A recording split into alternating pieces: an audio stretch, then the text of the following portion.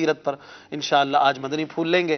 چند دنوں پہلے ہی ہم نے ان کا عرس بھی منایا، یوم بھی منایا، اور آج بھی انشاءاللہ ان کے مبارک ذات پر مدنی پھول لیں گے، کچھ فیضان حضرت عثمان غنی رضی اللہ تعالیٰ عنہ کا پانے کی کوشش کریں گے۔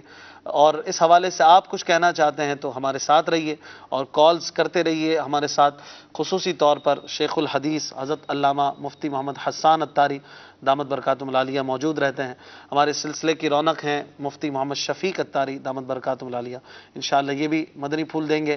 اور ماشاءاللہ رکن شورا حاجی عبدالحبیب بھی ہمارے ساتھ ہوتے ہیں، کل نگران شورا حاجی محمد عمران بھی ہمارے ساتھ تھے، ہو سکتا ہے آج بھی کچھ دیر کے لیے وہ تشریف لائیں، تو ہم انشاءاللہ سلسلے کو آگے بڑھائیں گے۔ ہمارے سیگمنٹس بھی ہیں اور چونکہ وقت بھی مختصر ہوتا ہے، بہت ساری چیزیں ہوتی ہیں، اس لیے آئیے چلتے ہیں تلاوت قرآن پاک سے، سلسلے کو باقاعدہ شروع کرتے ہیں۔ نعت شریف بھی سنائیں گے، ماشاءاللہ ہمارے ساتھ حاجی محمد آصف عطاری موجود ہیں، قاری صاحب قبلہ موجود ہیں، انشاءاللہ تلاوت کلام پاک سے باقاعدہ سلسلے کو آگے بڑھائیں گے۔ صلو علی الحبیب صلی اللہ تعالی علی محمد صلی اللہ علیہ وسلم۔ اعوذ باللہ من الشیطان الرجیم،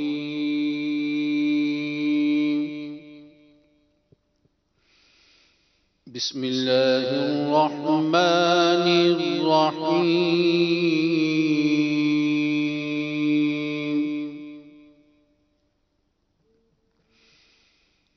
فَإِنْ آمَنُوا بِمِثْلِ مَا آمَنْتُمْ بِهِ فَقَدِ اهْتَدَوْا،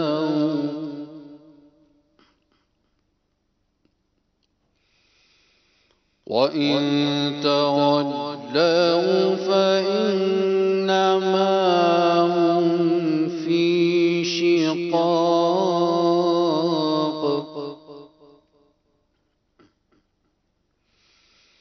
فَسَيَكْفِيكَهُمُ اللَّهُ وَهُوَ السَّمِيعُ الْعَلِيمُ۔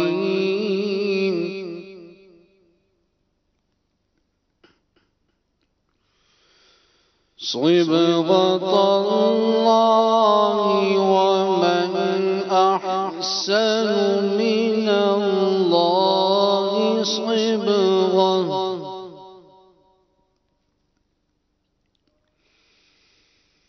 صِبْغَةَ اللَّهِ وَمَنْ أَحْسَنُ مِنَ اللَّهِ صِبْغَةً وَنَحْنُ لَهُ عَابِدُونَ۔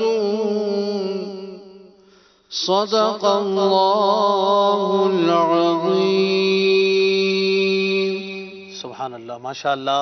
مدنی چینل کے ناظرین، حضرت عثمان غنی رضی اللہ تعالیٰ عنہ کی مبارک شان آج ہم نے سنی ہے، تلاوت کلام پاک بھی ہم نے سنی، جزاک اللہ خیرہ قاری صاحب۔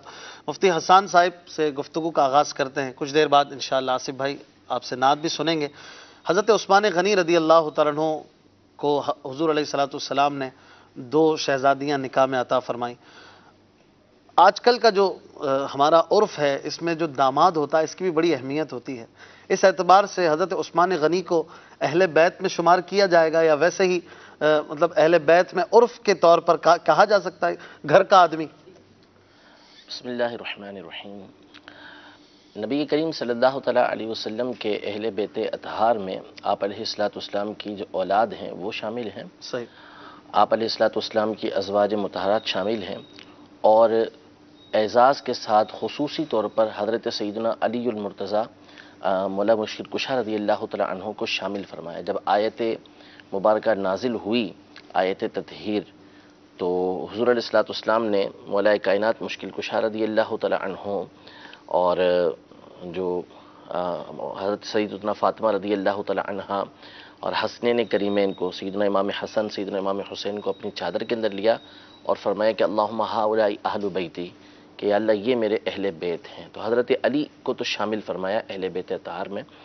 سیدنا عثمان غنی رضی اللہ تعالیٰ عنہ کا مقام و مرتبہ بڑا بلند ہے، عظیم ہے، لیکن اہل بیت اطہار میں ان کو شامل نہیں کیا گیا۔ البتہ آپ کو بہت ساری جو فضیلتیں عطا کی گئیں، اس میں سے کائنات کے اندر ایک خصوصیت وہ ہے کہ جو کسی اور کو ملی ہی نہیں، اور وہ یہ ہے کہ کسی نبی کی 2 شہزادیاں یکے بعد دیگرے ایک ایک کر کے کسی کے نکاح میں آئیں تو وہ حضرت سیدنا عثمان غنی رضی اللہ تعالیٰ عنہ ہیں. سبحان اللہ. یعنی حضرت آدم علیہ السلام سے لے کر نبی کریم صلی اللہ تعالیٰ علیہ وآلہ وسلم تک جتنے انبیاء کرام علیہم السلام آئے ہیں، ان کی جو بیٹیاں ہوئیں، ان سے جن کے نکاح ہوئے، تو کسی کو بھی یہ سعادت نہیں ملی. شارحین نے واضح طور پر یہ صراحت کی ہے کہ اگر یہ سعادت نصیب ہوئی تو وہ حضرت عثمان غنی رضی اللہ تعالیٰ عنہ کو نصیب ہوئی کہ ایک کے بعد ایک شہزادی حضور علیہ الصلوۃ والسلام کے ان کے نکاح میں آئی. اور حضور علیہ الصلوۃ والسلام نے یہ ارشاد فرمایا، جب دوسری شہزادی کا بھی انتقال ہوا تو فرمایا اگر میری 100 بیٹیاں بھی ہوتی تو میں ایک ایک کر کے اسے حضرت عثمان کے نکاح کے اندر دے دیتا. سبحان اللہ. تو اس اعتبار سے حضرت عثمان غنی رضی اللہ تعالیٰ عنہ کا قریبی تعلق، گھر سے بالکل متصل تعلق اس کو کہا جائے. یعنی کچھ اوپر جا کے تو ویسے ہی حضرت عثمان غنی رضی اللہ تعالیٰ عنہ کا جو نسب ہے وہ نبی کریم صلی اللہ تعالیٰ علیہ وآلہ وسلم سے مل ہی جاتا ہے، اور بہت سارے نبی کریم صلی اللہ علیہ وسلم کے ان سے تعلق تھے. صحیح. حضرت عثمان غنی رضی اللہ تعالیٰ عنہ کو آپ نے وضاحت اس کی فرمائی کہ کیا اس کا کانسیپٹ ہے. اہل بیت اطہار میں اور کن کن صحابہ یا صحابیات کو گنا جاتا ہے، خصوصاً امہات المومنین کے لیے کیا فرمائیں؟ یہ تو واضح ہے کہ امہات المومنین تو ویسے ہی اہل بیت میں سے ہیں، اور اس پر کئی دلائل موجود ہیں. خود قرآن مجید فرقان حمید میں اللہ تبارک و تعالی نے جب بدر کا واقعہ ذکر فرمایا تو فرمایا وَإِذْ غَدَوْتَ مِنْ أَهْلِكَ، کہ جب آپ صبح ہی صبح اپنے گھر سے اپنے گھر والوں کی طرف سے نکلے. تو یہاں پر جو اہل بیت کا اطلاق کیا، یہ بدر میں جب حضور علیہ الصلوۃ والسلام تشریف لے جا رہے تھے تو جس گھر سے نکلے تھے اس گھر کو اہل بیت کا گھر کہا، اور وہ حضرت عائشہ رضی اللہ تعالیٰ عنہا کا گھر تھا. تو یہ تو قرآن کی نص سے ثابت ہے، اور بھی اس پر دلائل موجود ہیں.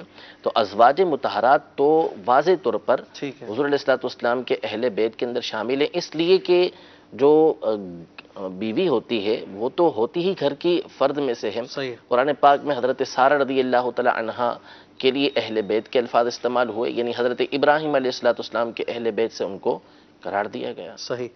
امہات المومنین کے لیے انشاءاللہ ہمارا یہ نیت ہے ہماری کہ ہم مکمل ایک سلسلہ کریں گے جس میں تمام امہات المومنین کے مختصر حالات اور ان کی سیرتوں کو بیان کرنے کی کوشش آگے چل کر انشاءاللہ کریں گے. اور حضرت عثمان غنی رضی اللہ تعالیٰ عنہ کی مبارک ذات پر آج ہم کچھ فیض لینے کی کوشش کر رہے ہیں. یقیناً یہ وہ ہستیاں ہیں کہ ان کی مبارک زندگی پاک کے تمام پہلوؤں کا احاطہ کرنا یہ ہم جیسے بولنے سمجھنے والوں کے لیے ممکن ہی نہیں ہے. وہ بڑی ہستیاں تھیں، ان کے مقام و مرتبے سے ہم معرفت بھی مکمل طور پر نہیں رکھ سکتے ہیں، واقفیت مکمل نہیں رکھ سکتے. تو کہاں کی عقل مندی ہے اس بات کا دعویٰ کرنا کہ مکمل اسے بیان کیا جا سکتا ہے.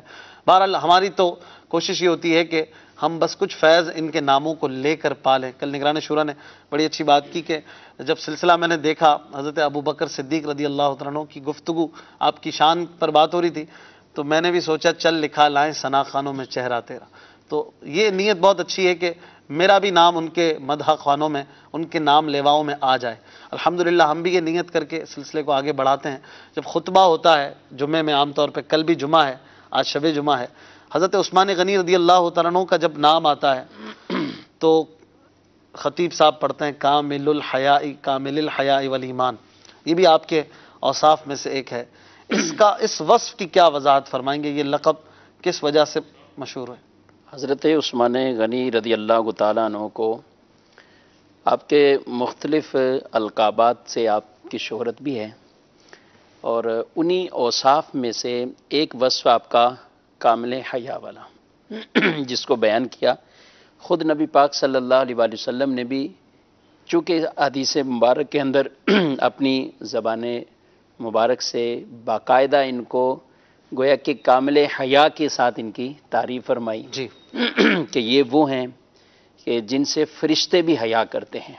آقا صلی اللہ علیہ وسلم ایک بار نہیں، ایک مرتبہ باغ کا واقعہ ہے کہ نبی پاک صلی اللہ علیہ وسلم خود وہاں پر جو ہے وہ باغ میں تشریف فرما تھے، پانی چل رہا تھا تو کنارے پر بیٹھے تھے اور پاؤں مبارک پانی میں رکھے ہوئے تھے. اچھا.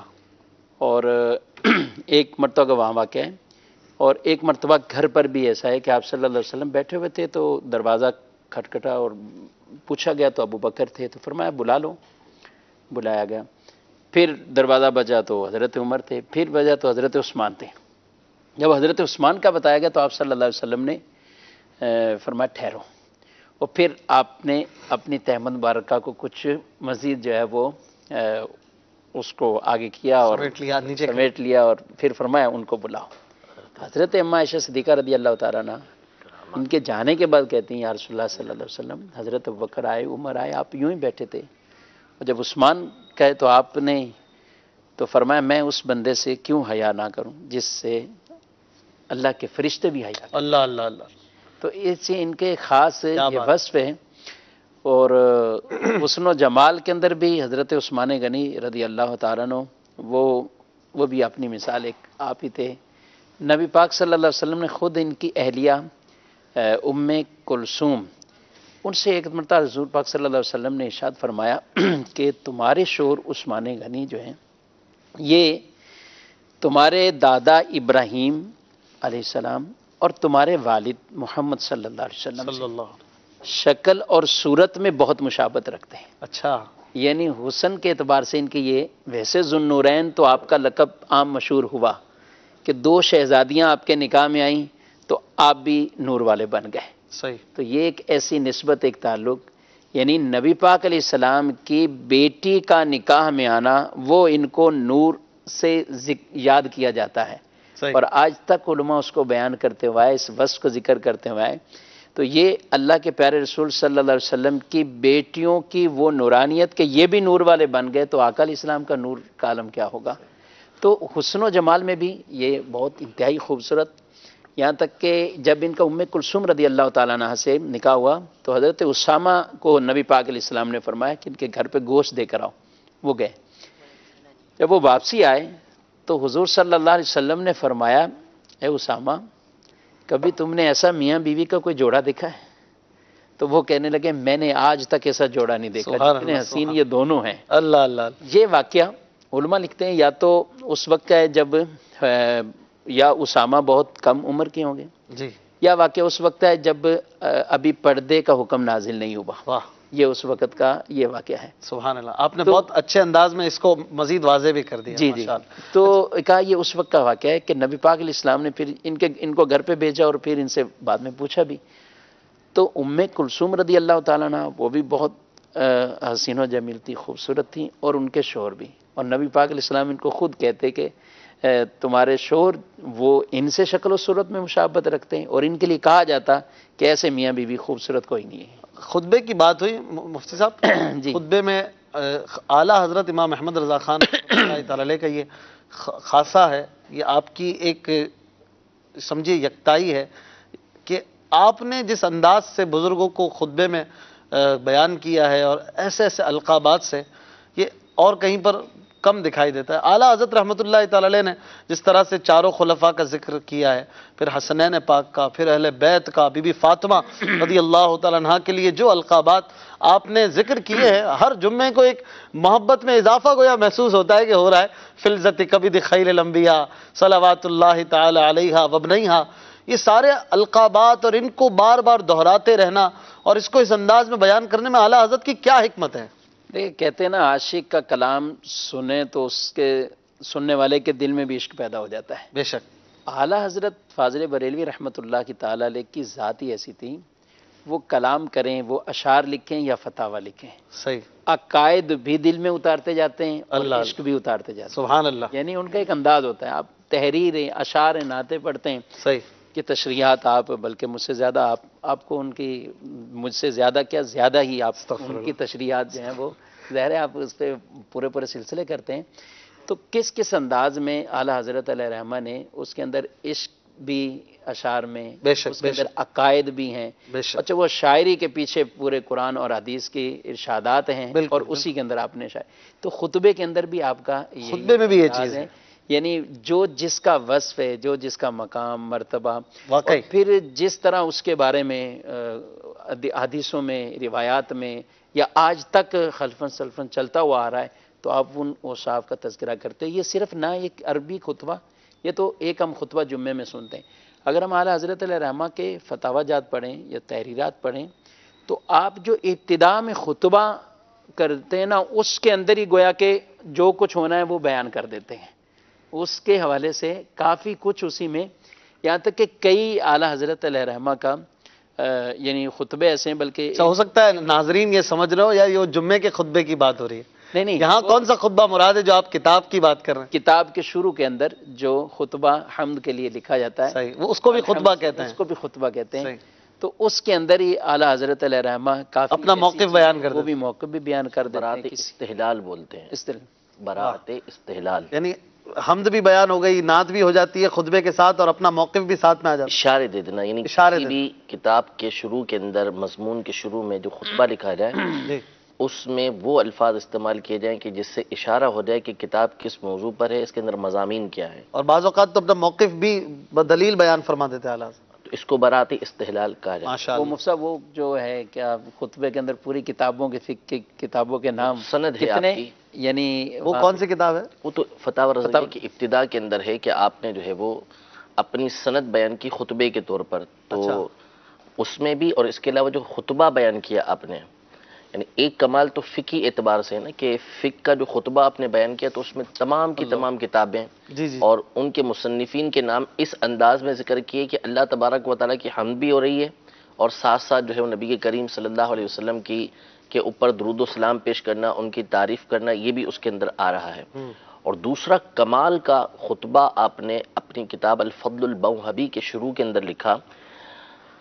اس میں آپ نے حدیث کا جو خطبہ بیان کیا، تو حدیث مبارکہ کی جتنی اصطلاحات ہیں، حدیث صحیح، حدیث حسن، حدیث ضعیف، حدیث جو ہے وہ بعض اوقات معلل ہوتی ہے، تو راوی کی قسمیں، کس اعتبار سے حدیث کی کتنی قسمیں بنتی ہیں، جتنی قسمیں اصول حدیث کے اندر بیان کی گئی ہیں، امام اہل سنت نے کمال انداز میں نبی کریم صلی اللہ تعالیٰ علیہ وسلم کی تعریف بیان کی، اور الفاظ وہ استعمال کیے کہ جو حدیث کی اصطلاح کے طور پہ استعمال ہوتے ہیں. تو وہ پڑھنے والے جب پڑھتے ہیں تو عقل اہل علم کو اس میں بڑا ذوق جی. ملتا ہے. اچھا، خطبے کو خطبہ کیوں کہتے ہیں؟ خطبے کا مطلب کیا ہے؟ ہر جمعے خطبہ سنتے ہیں، نکاح سے پہلے بھی خطبہ ہوتا ہے، کتاب سے پہلے بھی ابھی بتایا مفتی صاحب نے خطبہ ہے، تو خطبے کا کیا مطلب؟ خطبے کا خطبہ نکلا کس سے؟ خطاب سے نکلا؟ جی خطاب سے بھی نکلا ہے، اور اس کا جو ہے وہ خطبہ بھی، اس کو بعض لغتیں جو ہیں اس کے اعتبار سے پیغام کو بھی بولتے ہیں. پیغام. اچھا. تو چونکہ اس کے اندر ایک پیغام دیا جا رہا ہوتا ہے، ایک خطاب کیا جا رہا ہوتا ہے، اس لیے اس کو خطبہ یہ بولا جاتا ہے. بعض لبرلز جو ہوتے ہیں، بعض جو تھوڑی سی آگے جا کر سوچنے کی کوشش کرتے ہیں، وہ لوگ اس پہ کہتے ہیں کیا ضرورت ہے عربی میں خطبہ پڑھتے ہو، اردو میں پڑھو، سمجھ کس کو آتی ہے، پوری دنیا میں ایک لینگویج میں خطبہ کیوں پڑھتے ہو، جس ملک کا جو زبان ہے اس میں پڑھو. تو کیا یہ جائز ہے کہ کسی اور زبان میں جمعے میں خطبہ پڑھیں، اور اس کے علاوہ عربی میں پڑھنے کی فائدہ کیا ہے؟ دیکھیں، ویسے تو مکروہ ہے، یہ سنت متوارثہ کے خلاف ہے. کسی اور زبان کے اندر خطبہ پڑھنا، عربی ہی میں خطبہ پڑھا جائے گا. اچھا. صحابہ کرام علیہم رضوان کثیر ممالک کے اندر جا چکے تھے جہاں پر عربی سمجھنے والے موجود نہیں تھے، لیکن کہیں کسی سے منقول نہیں کہ انہوں نے کسی اور زبان کے اندر خطبہ دیا ہو، ہمیشہ عربی ہی کے اندر خطبہ دیا کرتے تھے. صحیح. دوسری بات یہ کہ عربی میں خطبہ کیوں دیا کرتے تھے، تو سیدنا عثمان غنی آپ لوگ کیوں دیتے ہیں عربی میں خطبہ؟ تو ویسے تو اس پر بہت ساری گفتگو کی جا سکتی ہے اور بیان کیا جا سکتا ہے، لیکن چونکہ موضوع ہے سیدنا عثمان غنی رضی اللہ تعالیٰ عنہ کی ذات کا، صحابہ کرام علیہم رضوان ہر معاملے کے اندر کوشش کیا کرتے تھے کہ نبی کریم صلی اللہ تعالیٰ علیہ وآلہ وسلم کی پیروی کریں، اتباع کریں. صحیح.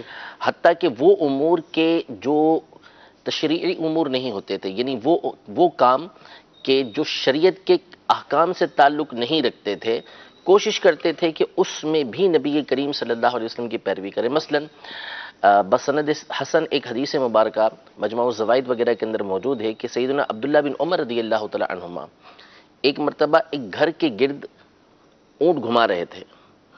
تو کسی نے پوچھا کہ یہ کیا کر رہے ہیں آپ، یعنی اتنے ذہین و فتین آپ ہیں اور آپ اس طرح کا معاملہ کر رہے ہیں. تو آپ نے فرمایا لا ادری، مجھے معلوم نہیں، بس میں نے اتنا دیکھا تھا کہ نبی کریم صلی اللہ علیہ وسلم ایک مرتبہ اس مقام پر اپنے اونٹ کو چکر لگا رہے تھے، تو میں نبی کریم صلی اللہ علیہ وسلم کی اس ادا کو ادا کر رہا ہوں. یہ مجھے معلوم نہیں کہ نبی کریم صلی اللہ علیہ وسلم کیوں اس طرح کر رہے تھے. واہ. تو ملا علی قاری رحمۃ اللہ تعالی علیہ وغیرہ نے لکھا کہ اس سے معلوم ہوا کہ صحابہ کرام علیہم رضوان جو شرعی احکام نہیں ہوا کرتے تھے اس میں بھی حضور علیہ الصلوۃ والسلام کے طریقہ کار کو اختیار کرنے کی کوشش کیا کرتے تھے۔ سیدنا عثمان غنی رضی اللہ تعالیٰ عنہ، ان کا ایک وصف یہ تھا کہ یہ ہر معاملے کے اندر نبی کریم صلی اللہ تعالیٰ علیہ وآلہ وسلم کی ادا کو ادا کرنے کی کوشش کرتے تھے۔ ایک مرتبہ مسجد کے دروازے پہ بیٹھ کے آپ نے گوشت تناول فرمایا اور پھر اس کے بعد نیا وضو نہیں کیا، اور نیا وضو کیے بغیر، کیونکہ وضو کی حاجت نہیں تھی، آپ نے نماز ادا کی اور وجہ یہ بیان کی کہ اس مقام پر نبی کریم صلی اللہ علیہ وسلم نے گوشت تناول فرمایا تھا اور تازہ وضو کیے بغیر آپ نے نماز ادا فرمائی تھی۔ اسی طرح آپ کا مشہور واقعہ جو امیر علیہ سنت نے بھی نقل فرمایا کہ آپ نے ایک مرتبہ وضو کیا، برتن منگوایا، اس کے بعد آپ مسکرائے اور آپ نے پوچھا کہ تم جانتے ہو کہ میں کیوں مسکرایا؟ وجہ بیان کی کہ حضور علیہ الصلوۃ والسلام نے اسی طرح وضو کیا تھا اور اس کے بعد آپ مسکرائے تھے، تو اس کو ادا کرنے کے لیے میں اس طرح کر رہا تھا۔ تو اب ہم عربی میں خطبہ کیوں دیتے ہیں؟ اس لیے دیتے ہیں کہ یہ طریقہ نبی کریم صلی اللہ تعالیٰ علیہ وآلہ وسلم کا ہے، اور جہاں تک سمجھانے کی بات ہے تو یہ خواہ کا اعتراض ہے، اور وہ اعتراض ہے کہ جو بس المعترض کالاعمی، اعتراض کرنے والا اندھے کی طرح ہوتا ہے۔ ایک مثال دی گئی کہ اعتراض جب بندہ کرتا ہے تو کھل کے دیکھے تو سمجھ آ جائے، اندھا ہوتا ہے، اندھے کی طرح کہ اسے معلوم نہیں ہوتا میں کیا کر رہا ہوں۔ لیکن آج کل کے جو لبرلز ہیں نا، یہ کاف تشبیہ کا کہلاتا ہے، مشابہت کا کہلاتا ہے، کہ اندھے سے مشابہت دی ہے کہ ایسا معترض جو اعتراض کرنے والا ہے یہ اندھے کی طرح ہے، لیکن ان لبرلز کے لیے یہ کاف تاکید کا ہے، تشبیہ کا نہیں ہے، یہ واقعی اندھے ہیں، ان کو پتہ ہی نہیں ہے جو اسلام اور طرح قرآن کے پہ جس اعتراضات نبی پہ کرنے ایمان ہوتے لایا ہیں۔ انہی پر اعتراض کرے تو یہ بات آپ کی درست ہے بالکل۔ نہیں، مسئلہ یہ ہے نا، آپ یہ کہہ رہے ہیں سمجھانے کے لیے، تو بھائی آج کون سی ایسی مسجد ہے کہ جہاں پر جمعے کے خطبے سے پہلے بیان نہیں ہوتا؟ صحیح۔ تو آپ کو اگر یہی تکلیف ہے کہ لوگوں کو سمجھ نہیں آ رہا، تو قبلہ آپ لوگوں کو ترغیب دلائیں کہ وہ جمعے میں امام صاحب کے بیان کے اندر پہنچ جایا کریں۔ آپ تو خود بیان کے اندر نہیں پہنچتے، پتہ نہیں جمعے کے اندر بھی پہنچتے نہیں پہنچتے۔ اور آج یہ کہہ رہے ہیں مفتی صاحب، کل یہ کہیں گے نماز میں بھی پھر تلاوت نہیں، ترجمہ پڑھو، پھر کہاں جائیں گے ہم؟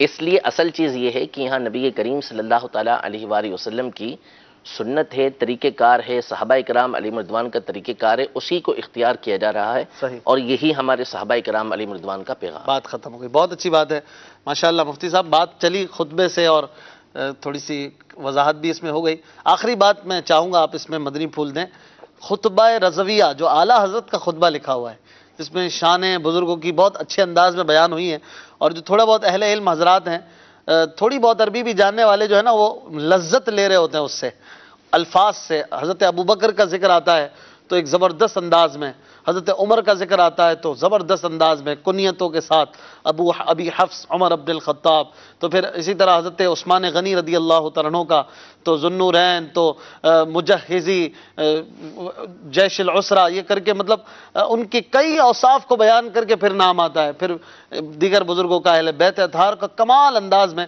ذکر ہو رہا ہوتا ہے۔ ہر جمعے میں ایک انداز سے محفل سجی ہوئی ہوتی ہے۔ خطبہ رضویہ کو پڑھنے کے حوالے سے خطبہ اکرام کو کیا پیغام دیں گے آپ؟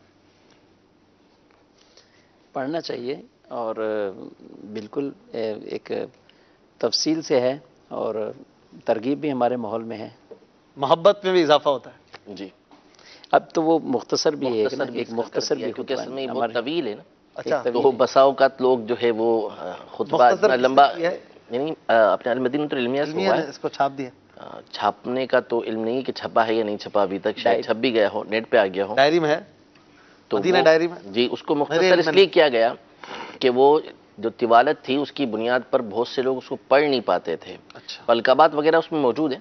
اچھا، تو یہ کہاں اگر کسی کو چاہیے ہو تو اس کے لیے سورس آپ کل بتا دیجیے گا، علم نہیں ہے، اگر آپ معلوم کر سکیں، آپ کو جلدی ہو سکتا ہے پتہ چل جائے، مختصر ہوا ہے، اتنا علم ہے۔ اچھا چلے، اگر اس کی کوئی پتہ چلے تو بتائیے گا، ہو سکتا ہے کوئی ناظر ہمیں کنٹینیو سن رہے ہو تو ان کو ہم جواب دیں گے۔ اعلیٰ حضرت سے فیض لینے کے لیے کئیوں نے اپنے طور پہ مختصر اس کے بنائے ہوئے، صحیح فرمایا، وہ تو جب خطیب خود کھڑا ہوتا ہے وہ بھی، جو اس خطبے کے اندر لطافت ہے، جو اس کے اندر لطف ہے، جو عرصہ دراز سے اس کو سنتے ہوئے آ رہے ہیں نا، خصوصاً ہمارے جو پرانے بزرگ ہیں، تو کئی مقامات پر وہ بار بار یہی التماس کرتے ہیں کہ بھئی یہ پڑھا کریں، صحیح، کیونکہ اس میں سننے کا جو مزہ آتا ہے، اس کا جو لطف آتا ہے وہ اپنی جگہ پر ہے۔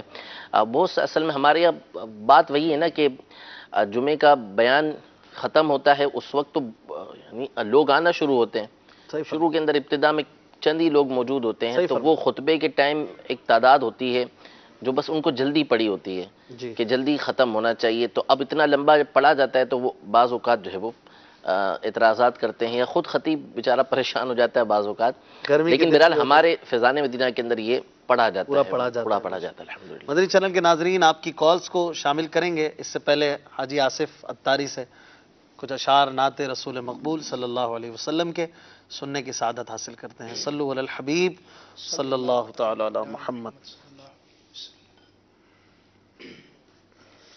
صلی اللہ علی محمد صلی اللہ علیہ وسلم، صلی اللہ علی محمد صلی اللہ علیہ وسلم، صلی اللہ علی محمد صلی اللہ علیہ وسلم، صلی اللہ علی محمد صلی اللہ علیہ وسلم۔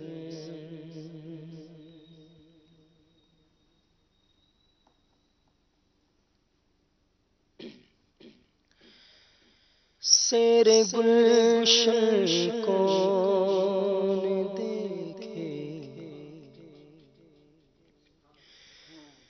دشت طیبہ چھوڑ کر، سیر گلشن کون دیکھے، دشت طیبہ چھوڑ کر، سیر گلشن کون دیکھے، دشت طیبہ چھوڑ کر، سوئے جنت کون جائے، در تمہارا چھوڑ کر، سوئے جنت کون جائے، در تمہارا چھوڑ کر، سیر گلشن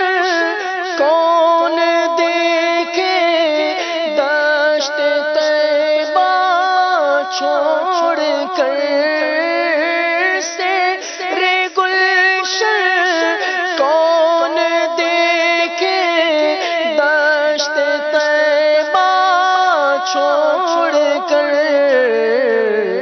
سوئے جنت کون جائے، در تمہارا چھوڑ کر، سوئے جنت کون جائے، در تمہارا چھوڑ کر، سوئے جنت کون جائے، در تمہارا چھوڑ کر، بے لکھائے یار ان کو چین آ جاتا، گر بے لکھائے یار ان کو چین آ جاتا، گر بار بار آتے نہ یوں جبریل سدرا چھوڑ کر، بار بار آتے نہ یوں جبریل سدرا چھوڑ کر، بے لکھائے یار ان کو چین آ جاتا، بار بار آتے نہ یوں جبریل سدرا چھوڑ کر، بار بار آتے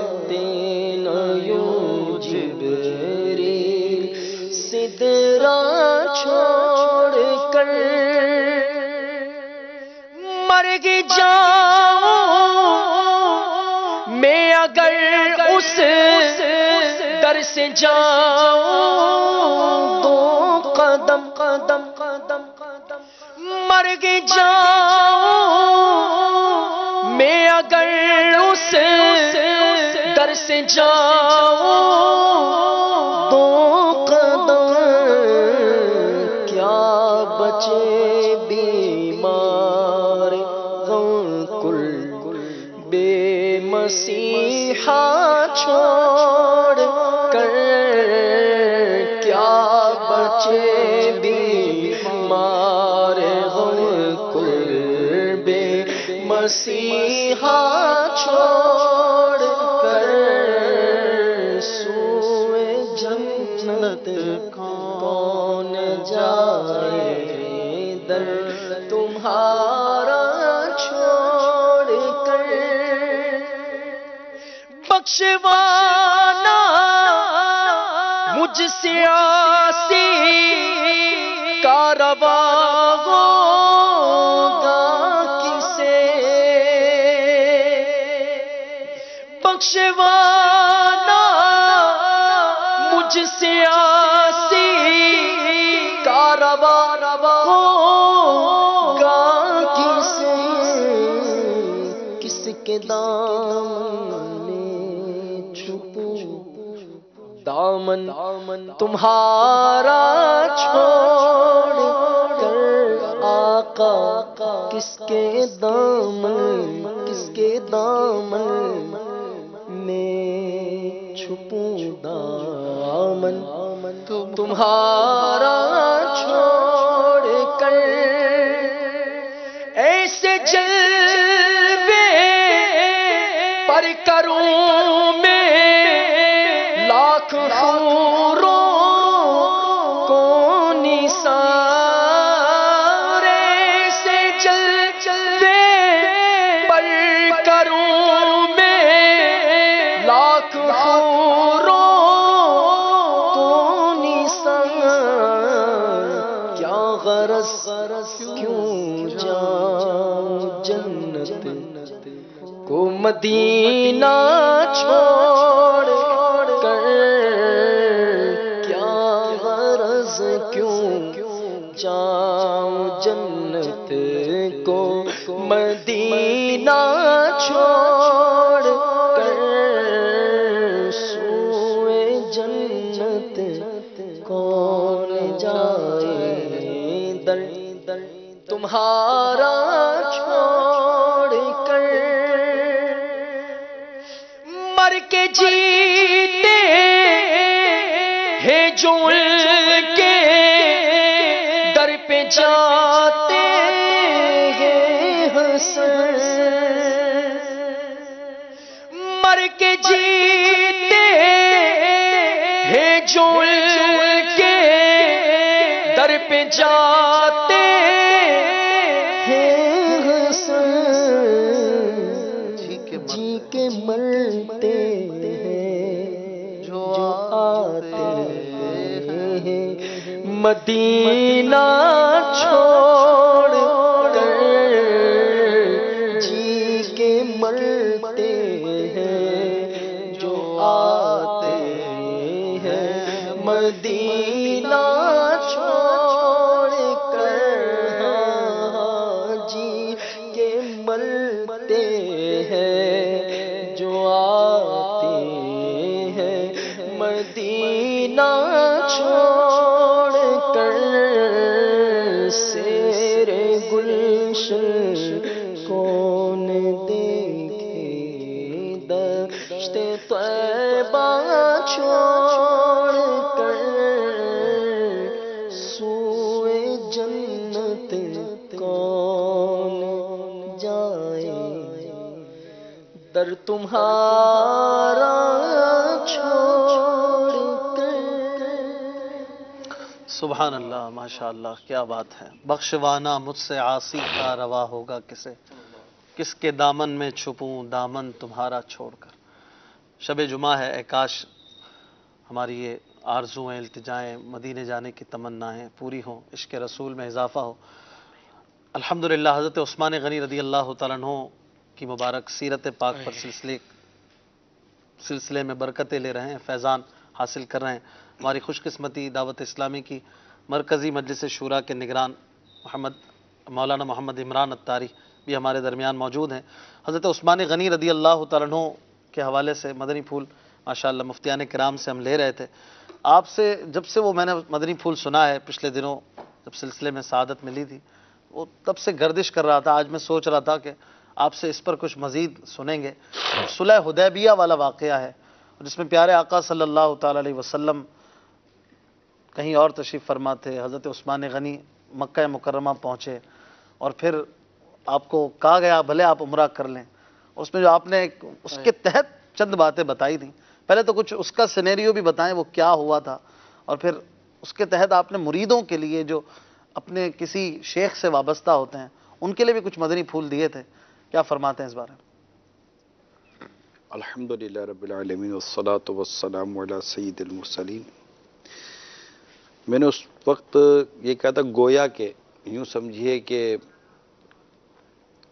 یہ چل والے تھے صحیح، سید عثمان غنی رضی اللہ تعالیٰ بے عنہ شک، کہ آقا کے بغیر میں طواف نہیں کروں گا، سبحان اللہ، جبکہ یہ بھی ایک عرصے کے بعد مکہ مکرمہ ان کی حاضری ہوئی تھی، جی ہے نا؟ اور ظاہر ہے کون سا صحابی ہوگا جو مکے کی زیارت کو کعبے کے طواف کو اس کا دل نہ کرتا ہو، صحیح فرما، لیکن جب کعبے کا کعبہ جن کے ساتھ تھا واہ، اور وہ جس مقصد کے لیے گئے تھے وہ اپنے مقصد پر قائم رہے۔ کیوں گئے تھے؟ کیا وہ سفر یہ اصل میں بات کرنے گئے تو ان کا ایک اپنا ایک مقام تھا۔ کفار مکہ میں بھی عثمان غنی رضی اللہ عنہ کی ایک اپنی پوزیشن تھی، اور یہ تھا کہ یہ بات کریں گے، اور ان کو وہ جب یہ گئے تو انہیں باقاعدہ اس انداز پہ لیا گیا، ایک سفیر کے طور پر تھے بالکل، کہ اور بات چیت کرنے گئے کہ سرکار صلی اللہ تعالی وسلم کو مکہ مکرمہ میں داخلہ نہیں مل پا رہا تھا، اور عمرے کیا وہ کام وہ نہیں ہو پا رہا تھا معاملہ، تو یہ سلو کے لیے گئے یا مطلب جو بھی گفتگو کرنے نیگوسیشن کے لیے، ڈائلاگ کے لیے، اس میں یہی تھا کہ اب آپ آئیں تو آپ چاہیں تو طواف کر لیں، تو انہوں نے احرام کی حالت بھی ہے، انہوں نے طواف نہیں کیا کہ سرکار کے بغیر میں طواف کیسے کروں، اور نہ وہاں سرکار صلی اللہ علیہ وسلم کو بھی اس کا یقین تھا کہ عثمان میرے بغیر طواف نہیں کریں گے۔ سبحان اللہ، ایک توقع ہوتی ہے بڑے کو اپنے غلاموں کے ساتھ، آقا کو اپنے غلاموں کے ساتھ۔ صحیح، صحابہ کرام آقا کے وہ سچے غلام ہیں جنہوں نے اپنی آقا کی توقع کے مطابق کر دکھایا ہے، بے شک، یہ میں آپ کو بتا دوں۔ صحیح، یہ سرکار صلی اللہ علیہ وسلم کے یہ جو صحابہ ہیں نا، یہ وہ سچے عاشق ہیں کہ انہوں نے وہ کام کر دکھایا ہے جس سے ان کے آقا و مولا صلی اللہ علیہ وسلم نے ان سے توقع رکھی تھی۔ وہ اشارہ ابرو پر اپنی جان قربان کرنے والے تھے، بے شک، اور وہ کر گزرتے تھے کہ وہ تاریخیں مطلب بعض تو ایسی باتیں ہیں کہ شاید ہمارے کئی علماء جو محتاط ذہن بھی رکھتے ہیں ماشاءاللہ، اور اس طرح کی سوچ بھی رکھتے ہیں کہ ہر بات ہر کوئی مطلب کہ اس کو ہضم کر جائے، کیونکہ پھر بھی اس کا ایک ہوتا نا کہ جب ہاضمہ صحیح ہو تو پھر چیزیں ہضم بھی ہونا چاہیے، پہلے سے ہاضمہ خراب ہو تو پھر بہت ساری چیزیں سمجھ نہیں آتی، چیز صحیح ہوتی ہے ہاضمہ خراب ہوتا ہے، معدے کی خرابی ہوتی ہے۔ تو ہمارے کئی علماء ایسے ہیں ماشاءاللہ کہ جو کئی باتیں نہیں بیان کرتے کہ صحابہ کرام علیہم رضوان کیا کیا معاملات کرتے رہے سرکار صلی اللہ علیہ وسلم کے عشق محبت تعظیم کے حوالے سے۔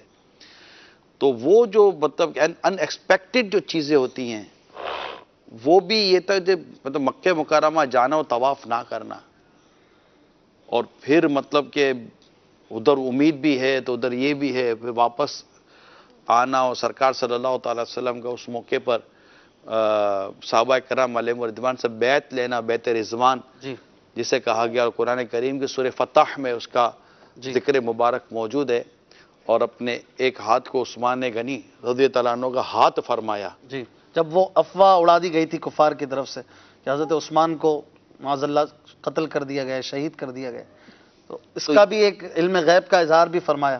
یہ بہت سارے مدنی پھول ہے اس کے اندر، مرید کے لیے جو میں خاص طور پر آپ سے عرض کر رہا تھا کہ شیخ کے ساتھ جو وابستگی ہے، پیر سے ایک لاجک کا دور ہے، ہر کوئی چاہتا ہے بس توقع پر اترنا، اصل میں توقعات ہوتی ہیں. دیکھو جس طرح آپ کو آپ کے پیر سے توقع ہے نا، صحیح، اس طرح پیر کو بھی اپنے مرید سے کوئی توقع ہوتی ہے. اچھا، کیوں نہیں ہوگی یار؟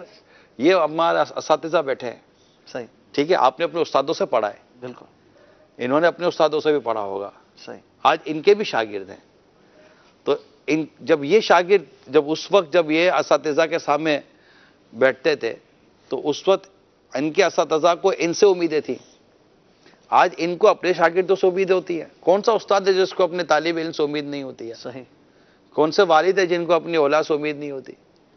یہ استاد شاگرد کی طرح یہ پیر مرید، مطلب یہ اس پیر کو بھی استاد کے طور پر لیا گیا ہے نا، پیر کو شیخ کو مربی کے طور پر لیا گیا. اس طرح لیا گیا ہے کئی جگہوں پر، اور کئی جگہوں پر استاذ کے اپنے الگ سے مراتب و فضائل بیان کیے گئے، جیسے فتاوی رضویہ شریف کے اندر بھی الگ سے استاذ کے لیے بہت سارے مدنی پھول بیان کیے گئے، پیر و مرشید کے لیے. لیکن یہ شاید اگر میں کہوں تو یہ تصدیق یا تردید جو فرمائے کہ ہر پیر استاد ضرور ہے مگر ہر استاد پیر نہیں ہے. عموم خصوص مطلق کی نسبت یہاں بنتی ہے، واللہ عالم. کیونکہ پیر کا جو منصب ہے نا وہ رشد و ہدایت ہے. صحیح. وہ سکھاتا ہے، وہ ہدایت دیتا ہے. تو استاد بھی یہی کرتا ہے، مگر استاد پیر کے منصب پر ہو یہ ضروری نہیں ہے. صحیح. ہر استاد، مگر ہر پیر استاد تو کہلائے گا. کیا کہتے ہیں مفتی صاحب؟ جی. تو یہ چیزیں جو ہے نا ان کو ہے، تو یہ توقع جو ہے جو ہوتی ہے اس کو ضرور دیکھا جائے. تو خیر وہ اس وقت میں نے کیا کیا عرض کیا تھا، ظاہر ہے کہ وہ میرے اس وقت یاد میں نہیں آ رہا. البتہ سیدنا عثمان غنی رضی اللہ تعالیٰ عنہ کا ذکر مبارک ابھی جیسے جاری ہے. ابھی پچھلے دنوں ہی ہم اس کنویں کے پاس ہماری حاضری ہوئی تھی امیل سنت کے ساتھ، جو کنواں حضرت عثمان غنی رضی اللہ تعالیٰ عنہ سے منسوب ہے، جو آپ نے مسلمانوں کے لیے وقف کیا. جی. اب وہاں وہ پورا واقعہ تو بیان ہوا، مگر اس واقعے میں ایک پہلو جو میرے علم میں نہیں تھا وہ وہاں بیان کیا گیا. وہ یہ تھا کہ جب آپ مسلمانوں کو پانی کی حاجت ہوئی اور جب آپ وہ کنواں خریدنے کے لیے، وہ یہودی تھا جی جی جس سے آپ کنواں خریدنے گئے، تو اس نے کہا کہ اس کنویں سے میرا جو روزگار، اس کنویں سے میں یہ کنواں بیچوں گا تو میرا گھر بار یا میرا روزگار کیسے چلے گا؟ تو آپ نے اس سے بیچنے سے منع کر دیا. سیدنا عثمان غنی رضی اللہ تعالیٰ عنہ کی جہاں سخاوت مشہور ہے اور حیا مشہور ہے، میرے سامنے پہلی مرتبہ اس واقعے کے تحت الگ سے میں بیان کر رہا ہوں، آپ کی زبردست عقل اور مطلب ذہانت اور بڑا مطلب کہ وہ ایک خوبصورت پہلو ایک یہ سامنے بھی آیا کہ، اور آپ چونکہ بزنس مین بھی تھے تو آپ نے اس سے فرمایا کہ پھر ایک کام کرو کہ آدھا میرا آدھا تمہارا، ایک دن میرا ایک دن تم کرو تو تمہارا روزگار بھی چلے گا، میرا کام بھی ہو جائے گا. اس کو کیونکہ جو غیر مسلم اس کی عقل تو نہیں ہوتی، اس نے ایگری کر لیا، اس کو پیسے مل رہے تھے. سیدنا عثمان غنی رضی اللہ تعالیٰ عنہ نے جب اس کنواں، اب وہ ایک دن آپ کا کنواں تھا تو آپ نے ہر ایک کے لیے اسے پانی بھرنے کی اجازت دے دی. صحیح. یعنی صرف ایک تو وہ مسلمانوں کا لشکر تھا، جی جی، نے ہر ایک کے لیے یہ کر دیا کہ جو بھی چاہے سے پانی لے لے. اب جو پیسے دے کر پانی لیتے تھے انہوں نے بھی اسی دن پانی لینا شروع کر دیا. صحیح. اگلے دن کے لیے اگلے دن آئے کون پانی بھرنے کے لیے؟ ایسوں سے کون لے؟ اب وہ کھڑا دیکھتا رہ گیا کہ یار کو پانی بھرنے نہیں آ رہا تو میرے کو تو وہ نقصان ہی ہو رہا ہے. تو پھر اس نے خود ہی آ کر آفر کی کہ آپ کام کریں پورا آپ ہی لے لو، اب آپ کو آدھا دینے کے بعد میرے کو تو کوئی اس سے نفع وفا تو ہوا نہیں ہے. تو اس سے پھر نیگوسیشن اور قیمت وغیرہ جو بھی طے ہوئی، یہ کر آپ نے پورے کے پورا کنواں وقف لے کر مسلمانوں کے لیے وقف کر دیا. تو یہاں مطلب کہ ایک بزنس کمیونٹی جس کو ہم کہتے ہیں عبد الرحمن بن عوف رضی اللہ تعالیٰ عنہ تھا، یہ بھی عشرہ مبشرہ میں، وہ بھی عشرہ مبشرہ میں، سبحان اللہ. یہی جنتی صحابی ہیں. ان کے لیے امام غزالی رحمۃ اللہ تعالیٰ علیہ نے لکھا کہ انہوں نے اونٹ کو قیمتوں میں بیچ کے اس کی رسی کے داموں سے 2000 درہم یا 2000 دینار کما لیے گئے. 2000 اونٹ تھے اور اونٹ کو ان کے داموں میں قیمت کی بیچ دیا اور رسی کو انہوں نے الگ سے داموں میں بیچ دیا. تو یہ یعنی کہ کم نفع پر بڑی سرکولیشن کرنا اور بڑا ٹرن اوور کر کے اپنے پروفٹ کو بہت اچھے انداز سے سیو کر لینا، یہ بھی صحابہ کرام علیہم رضوان کی جو تجارت تھی اس میں یہ پہلو ملتے ہیں. اور یہ ایک بزنس کی بہت بڑی ایک جو اکنامکس جنہوں نے پڑھی ہے یا جنہوں نے بزنس کی جو کچھ ایسی چیزیں پڑھی ہیں تو اس بات کو سمجھتے کہ بڑے ٹرن اوور سے کم نفع پر بڑا ٹرن اوور کر کے آپ اپنے بہت سارے پروفٹ کو سام کر سکتے ہیں. وہ سلم سارے کے سارا مال نکل جاتا ہے، آپ کا پروفٹ نکل آتا ہے، ورنہ تو یہ کہ بچ جاتا ہے مال اور پھر پتہ چلتا ہے کہ نفع جو تھا نا وہ بچے ہوئے مال میں رہ گیا. وہ بچے ہوئے مال کو بھی اس کوڑی کے دام میں بیچو تو پتہ چلا کہ وہ سارے کے سارا نفع برابر ہو جاتا ہے. تو یہاں مجھے حضرت آقا، میرے آقا حضرت سیدنا عثمان غنی رضی اللہ تعالیٰ عنہ کی اس واقعے میں جو یہ ان کی جو ذہانت سامنے آئی نا، یہ اپنی مثال آپ. اچھا، پھر بعد میں جب آدھا حصہ، اب تو پتہ ہے کہ یہ لینے کے کوئی لے گا بھی نہیں، اور جتنے دام پہلے آدھا حصے کے دیے اتنے ہی دیا آپ نے بعد میں بھی. جی اچھا، یہ بھی ایک آپ نے یعنی اب یہ بھی کہہ اس کو سکتے بھی ہیں محروم نہیں کیا، اس کو بھی نوازا. یہ یعنی جتنے دام پہلے دیے واہ، وہی آدھا حصے کے دام آپ نے بعد میں دے دیے. کیونکہ اس وقت عام طور پہ بزنس کے حوالے سے کوئی کہے کہ بھائی اب تو یہ چیز اس کے قابل ہی نہیں رہی، کوئی خریدے گا بھی نہیں اس کو، تو آپ نے اتنے ہی دام دے کر دیوار کو ایک دھکا اور دو. جی. اور حضرت اس میں مزید ہم دیکھیں تو جیسے حضرت عثمان غنی رضی اللہ تعالیٰ عنہ ایک زبردست تاجر بزنس مین تھے. عشرہ مبشرہ میں 10 میں سے 6 یا 7 صحابہ اکرام بڑے بڑے بزنس مینوں میں ان کا شمار ہوتا تھا.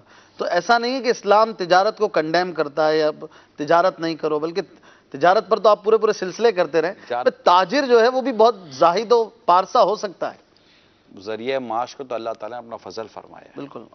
سورہ جمعہ میں جہاں پر رکنے کا حکم ہوا، جی، اس کے بعد جو استحبابی حکم ہے فانتشروا فی الارض فانتشروا فی الارض، وابتغوا زمین من میں فضل منتشر ہو جاؤ اور وابتغوا من فضل اللہ. وابتغوا من فضل اللہ، اور اللہ تعالیٰ کا فضل تلاش کرو. تو اس فضل سے جو مفسرین نے جو مراد لی ہے یہ کسب ہے، رزق کا معاملہ ہے. جی، تو جس کو اللہ تعالیٰ اپنا فضل فرمائے وہ بابرکت شے کیوں نہ ہوگی. مسئلہ یہی ہے کہ اس کو لیا کیسے جا رہا ہے.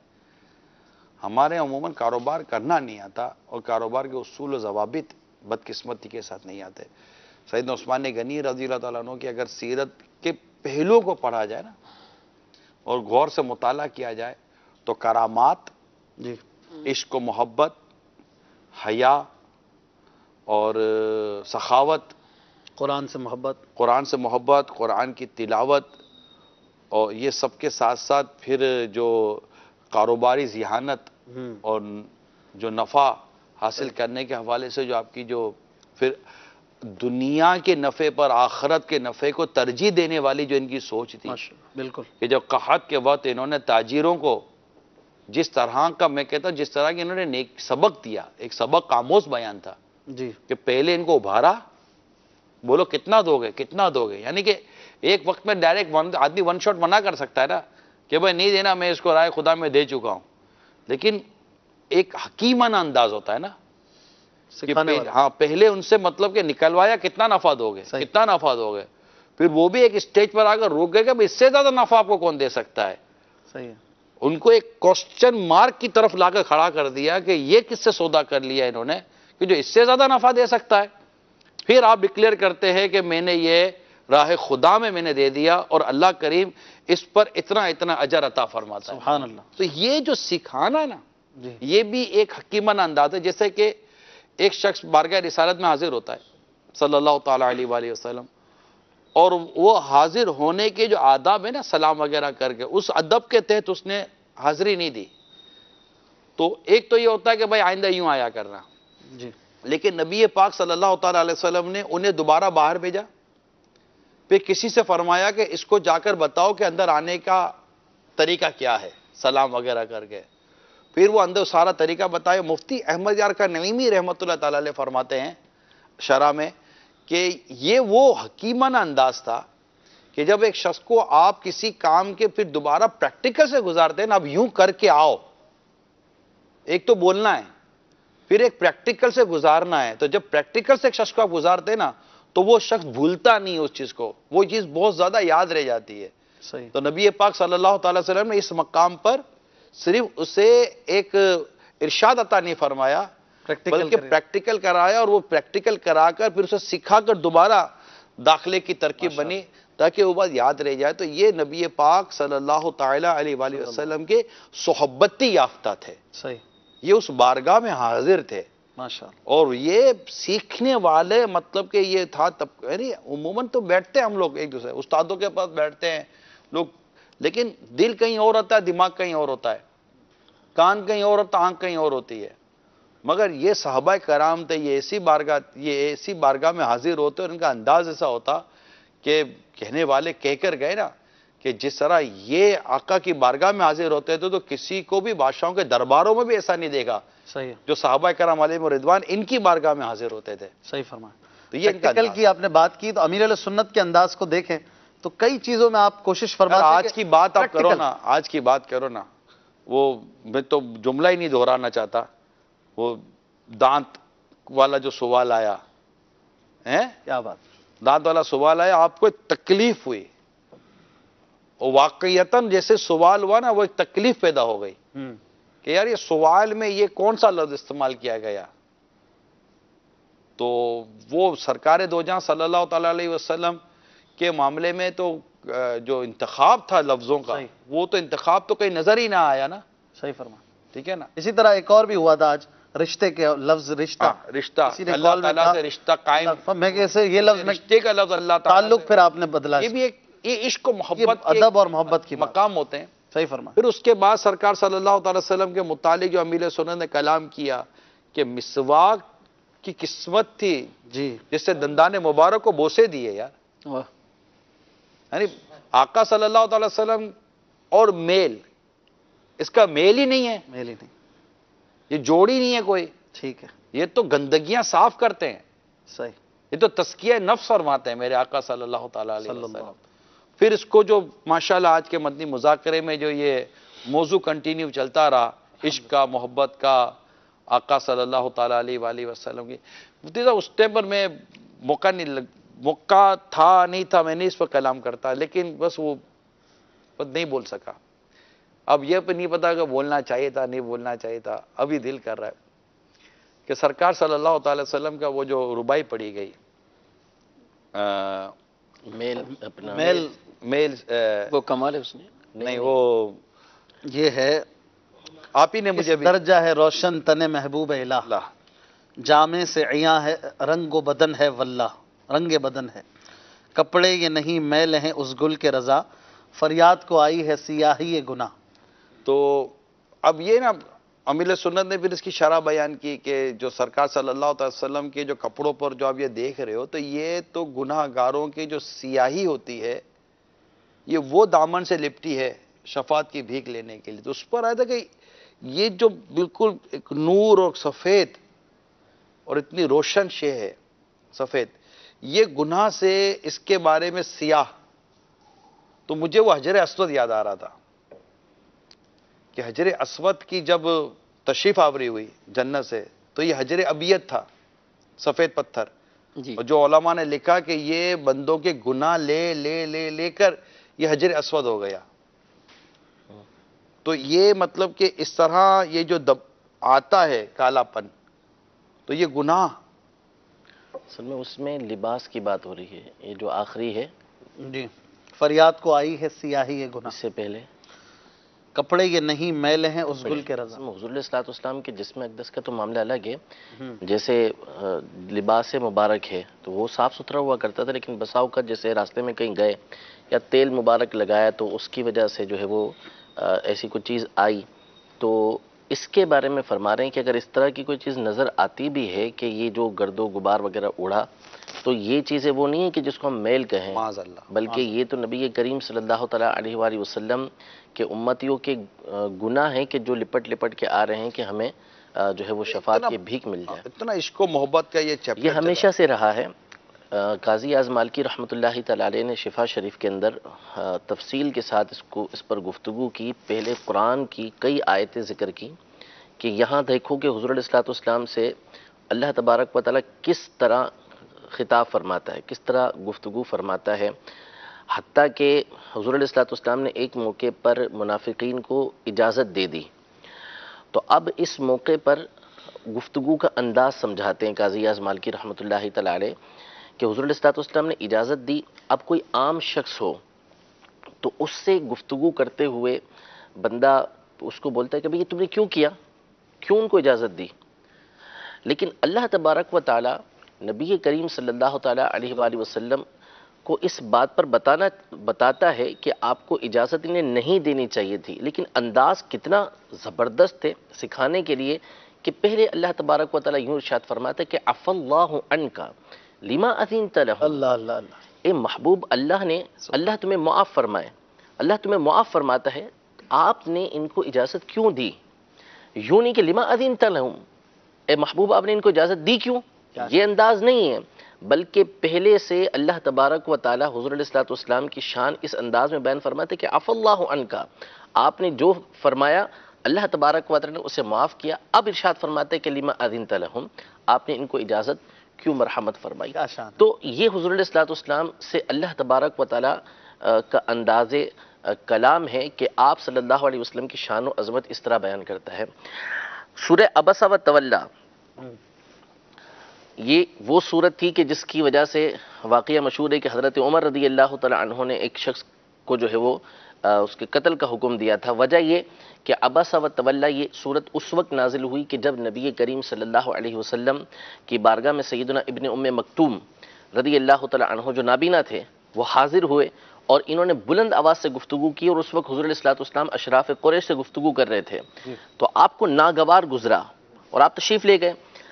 ناگوار گزرا، تیوریاں آئیں جسے پیشانی پر آ جاتی ہیں، بل پڑ جاتے ہیں، تو یہ حضور علیہ الصلوۃ والسلام کی کیفیت ہوئی۔ ٹھیک ہے، اب اس صورت کے اندر یہ بات بیان کی گئی ہے۔ اب بظاہر یہ دیکھیں تو حضور علیہ الصلوۃ والسلام نے خود ارشاد فرمایا، ابن ام مکتوم رضی اللہ تعالی عنہ کو دیکھ کر حضور علیہ الصلوۃ والسلام فرمایا کرتے تھے کہ یہ وہ ہیں کہ جن کی وجہ سے اللہ نے مجھ پر عتاب فرمایا، مجھ سے معاتبہ فرمایا۔ لیکن علماء یہاں پر خوبصورت نکتہ بیان کرتے ہیں، ایسی بات بھی بیان ہوتی ہے تو اس کے اندر بھی حضور علیہ الصلوۃ والسلام کی شان بیان کرتے ہیں۔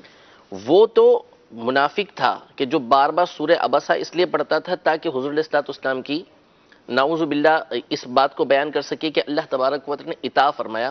لیکن علماء فرماتے ہیں کہ یہاں بھی حضور علیہ الصلوۃ والسلام سے اللہ کی محبت ظاہر ہوتی ہے۔ واہ، اس طرح کہ ایک شخص ہے، کوئی سامنے بیٹھا ہوا ہے، میرا کوئی اس سے خاص تعلق نہیں، جانتا ہوں میرے پاس پڑھتا ہے یا کوئی بھی مجھ سے اس کا تعلق بنتا ہے، وہ میرے سامنے غلطی کرتا ہے، میں اس کو بولتا ہوں یہ کیا کیا تم نے منہ پھیر لیا، تم نے اپنی پیشانی کے پر بل چڑھا لیے، اس کو براہ راست میں اس طرح بول دیتا ہوں غصے کے اندر، جلال میں۔ اس کے برعکس ان سے میرا بہت اچھا تعلق ہے، انہوں نے کوئی کام کیا ایسا کہ جو نہیں کرنا چاہیے تھا، کوئی بھی ایسا طالب علم ہے، کوئی شخص ہے جس سے محبت ہے، میں اس کو براہ راست نہیں بولتا، اس کا جو مقام ہے، اس کا مرتبہ جو ہے، اس کو میں اس انداز میں ظاہر کرتا ہوں کہ میں ایک عمومی گفتگو کرتا ہوں کہ ایسا نہیں کرنا چاہیے، غائب کے سیغوں میں، غائب کے سیغے کے ساتھ کہ اس طرح کا معاملہ نہیں ہونا چاہیے۔ جب حضور علیہ الصلوۃ والسلام نے ابن ام مکتوم رضی اللہ تعالی عنہ کی غلطی کی وجہ سے آپ وہاں سے تشریف لے کر گئے تو اللہ تبارک و تعالی نے یوں ارشاد نہیں فرمایا کہ عبست و تولیت، اے محبوب آپ نے اپنی پیشانی پر بل لائے، تیوریاں آئیں اور آپ پلٹ کے چلے گئے، نہیں، عبس و تولی، وہ چلے گئے، انہوں نے اپنے ماتھے پر بل لائے۔ بل چڑھایا۔ تو علماء فرماتے ہیں کہ یہاں بھی حضور علیہ الصلوۃ والسلام کی اللہ تبارک و تعالیٰ سے محبت ہے، جو ظاہر ہو رہی ہے کہ اللہ تبارک و تعالیٰ براہ راست حضور علیہ الصلوۃ والسلام سے نہیں فرماتا کہ آپ نے منہ پھیرا، آپ وہاں سے اٹھ کے چلے گئے، آپ نے اپنے چہرے پر، آپ نے اپنی پیشانی پر تیوریاں چڑھائیں، بل لے کر آئے، نہیں، بلکہ غائب کسی کے سے خطاب کیا تاکہ پتہ چل جائے کہ حضور علیہ الصلوۃ والسلام سے اللہ تبارک و تعالیٰ محبت اور فرماتا ہے۔ مفسرین اور اس پر اتنی مثالیں موجود ہیں بہت وضاحت، کہ ایک بات، ایک نکتہ، علماء کی یہ عادت ہے کہ وہ ہر چیز کے اندر نکتہ نکالیں گے۔ ایک بس آخری مثال چھوٹی سی جو میں کئی مرتبہ بیان کرتا ہوں کہ معراج پر جب حضور علیہ الصلوۃ والسلام تشریف لے کر گئے، جبریل امین ساتھ تھے، تو دروازوں پر پہنچے تو آسمان کے دروازے بند تھے، ٹھیک ہے؟ جبریل امین نے باقاعدہ دروازہ کھٹکھٹایا اور فرشتے نے پوچھا کہ آپ کون ہیں؟ انہوں نے کہا میں جبریل۔ بولا آپ کے ساتھ کون ہیں؟ اور کہا محمد صلی اللہ علیہ وسلم۔ ان کو بلایا گیا؟ بولا ہاں ان کو بلایا گیا۔ اب کوئی عام شخص ہوتا تو وہ کہتا کہ بھئی یہ کیا، آسمان کے دروازے بند ہیں، ہم تو کہہ رہے ہیں کہ وہاں پہ دھومیں مچی ہوئی ہیں، زمین و فلک کے اندر دھومیں مچی ہوئی تھی معراج کی رات۔ لیکن مفتی شریف الحق امجدی صاحب رحمۃ اللہ تعالی علیہ، ہمارے علماء اہل سنت ہیں، کتنا خوبصورت نقطہ بیان کرتے ہیں، فرماتے ہیں کہ ایک راستہ وہ ہوتا ہے کہ جو کھلا ہوتا ہے، جو آنا چاہے یہاں سے آ جائے، عام راستہ ہے، اٹھ کے چلتا ہوا آ رہا ہے تو پتہ چلے گا کہ یہ راستہ ایسا ہے کہ جس سے ہر ایک آ سکتا ہے، اور جو آ رہا ہے وہ ہر کوئی برابر ہے، میں بھی ادھر سے آ گیا، یہ بھی ادھر سے آ گئے، آپ بھی ادھر سے آگے، سب آگے، ہم سب برابر ہیں۔ لیکن جو مخصوص افراد ہوتے ہیں، شخصیات ہوتی ہیں، ان کے لیے دروازے وہ رکھے جاتے ہیں جو عام لوگوں کے لیے بند ہوتے ہیں، وہ آتے ہیں دوسرے راستے سے، وہ دروازے کھلے ہوئے نہیں ہوتے، وہ اسی وقت کھلتے ہیں جب وہ آتے ہیں۔ تو یہ جو دروازے بند تھے یہ اس لیے بند تھے تاکہ لوگوں کے سامنے ظاہر ہو جائیں کہ یہ دروازے کھولے ہی نبی کریم صلی اللہ علیہ وسلم کے لیے جانے ہیں، اور فرمائے کہ اگر فرشتے جو ہے اس کو پتہ نہ ہوتا کہ حضور علیہ الصلوۃ والسلام کے لیے دروازہ کھولنا ہے، تو جبریل امین کو تو سارے جانتے تھے، وہ تو ان کے سردار تھے، ان کے آتے ہی کھول دیتے دروازے، لیکن نبی کریم صلی اللہ تعالیٰ علیہ وسلم کا شرف ظاہر کرنا تھا، اس لیے دروازوں کو بند رکھا، جب حضور علیہ الصلوۃ والسلام کا پتہ چلا تو پھر دروازوں کو کھول دیا۔ ادب کی باتیں، نکتے ہیں یہ کہ جہاں فضیلت حضور علیہ الصلوۃ والسلام کی نکالی جا سکتی ہے وہاں پر نکالی جائے۔ بالکل یقیناً یہی ہمارا ایمان ہے۔ تو اس لیے اب اس پر اگر آپ کو میں کئی مرتبہ یہ گفتگو کر چکا ہوں کہ اس کا عملی انداز دیکھنا ہو تو امیر علیہ سنت کی ذات ہے، تماشا ایک لفظ اس پر کئی مثالیں میں نے درس شفا کے اندر باقاعدہ اس کو بیان کیا تھا۔ اب جیسے مثال کے طور پر ایک مسواک والی مثال، کمال مثال ہے کہ عام طور پہ یہ کہا جاتا ہے کہ مسواک شاخ کے 2 ٹکڑے کیے حضور علیہ الصلوۃ والسلام نے، اور جو سیدھی مسواک تھی بالکل وہ صحابی رضی اللہ عنہ کو دے دی، اور ملتوین جو مڑی ہوئی تھی، عام ترجمہ یہ بنتا ہے، وہ اپنے پاس رکھ لی۔ امیر علیہ سنت خاموش ہو گئے یہ بیان کرتے ہوئے، اور آپ نے لفظ استعمال کیا کہ وہ مسواک کے جو ادب سے حضور علیہ الصلوۃ والسلام کی بارگاہ میں جھکی ہوئی تھی وہ اپنے پاس رکھ لی۔ اللہ ایک دفعہ بیان کرتے کرتے آپ فرمانے لگے کہ حضور علیہ الصلوۃ والسلام کے سیدھے ہاتھ میں یوں تھا، پھر اس کے بعد خاموش ہو گیا۔ اب اس کے بعد آپ نے یہ نہیں فرمایا کہ الٹے ہاتھ میں، میں یہ کیسے بولوں الٹے ہاتھ میں، حضور علیہ الصلوۃ والسلام کے دوسرے ہاتھ میں، سبحان اللہ۔ تو یہ حالانکہ الٹا ہاتھ بولنے میں کوئی مسئلہ نہیں، احادیث کے اندر الفاظ استعمال ہوئے ہیں، لیکن یہ اپنے ذوق کی بات ہے، اپنے شوق کی بات ہے۔ نگران شورا کی اسی مدنی پھول سے یہ سلسلہ چلا، ادب والے سے، اصل ادب ہے سے یہ چل والے تھے سارے دو جہاں صلی اللہ تعالیٰ علیہ وآلہ وسلم کی شان میں، وہی میں نے جو عرض کی تھی بابا سے کہ ہمیں مطلب کہ کیا اس میں احتیاطیں کرنی چاہیے، تو اصل میں ہے یہ کہ ہمارے اسلامی بھائیوں کو، دیکھنے سننے والوں کو چاہیے کہ ان کو سنیں اور ان کے ساتھ بیٹھیں کہ جہاں ادب و محبت کی خوشبوئیں آتی ہیں، صحیح، جن کو نہ اللہ کے جناب میں عرض کرنے کی تمیز ہے، بھلے وہ داڑھی والا نظر آتا ہے، نہ جن کو انبیاء کرام علیہ السلام کے بارے میں واقعات بیان کرنے کی تمیز ہے، وہ واقعات بیان بھی یوں کرے جیسے معاذ اللہ ثم معاذ اللہ انبیاء کرام علیہ السلام کا گویا کہ معاذ اللہ جیسے مذاق اڑایا جا رہا ہے، جی، اور نہ انہیں نبی پاک صلی اللہ تعالیٰ علیہ وآلہ وسلم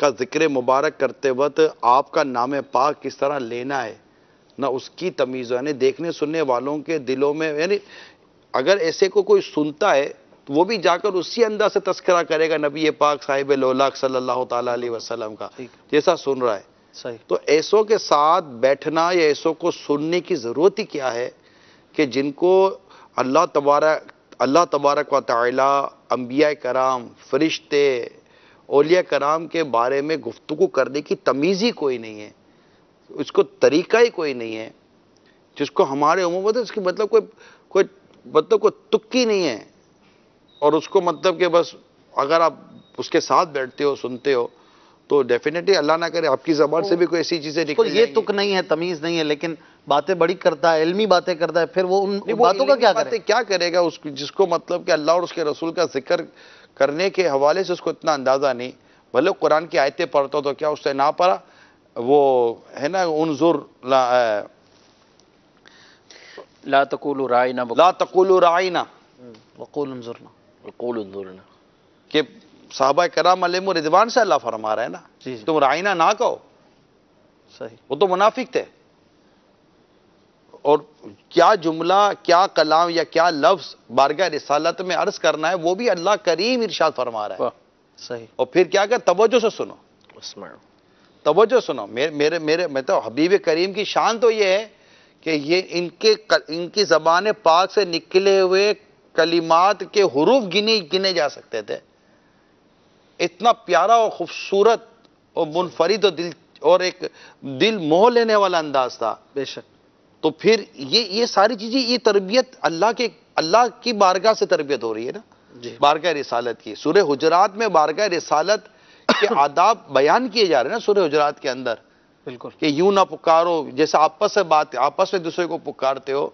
یعنی جو آپ بتائیں کہ کوئی آپ کے والد صاحب کا اشفاق بھائی تذکرہ کرے صحیح، اور وہ آپ کا باپ یوں کر رہا تھا، آپ کا باپ یوں کر رہا تو آپ کو بھی محسوس ہوگا یار باپ کی جگہ پہ والد کا لفظ استعمال کر لو، بھائی ابو کا لفظ استعمال کر لو، صحیح، ہے یا نہیں ہے؟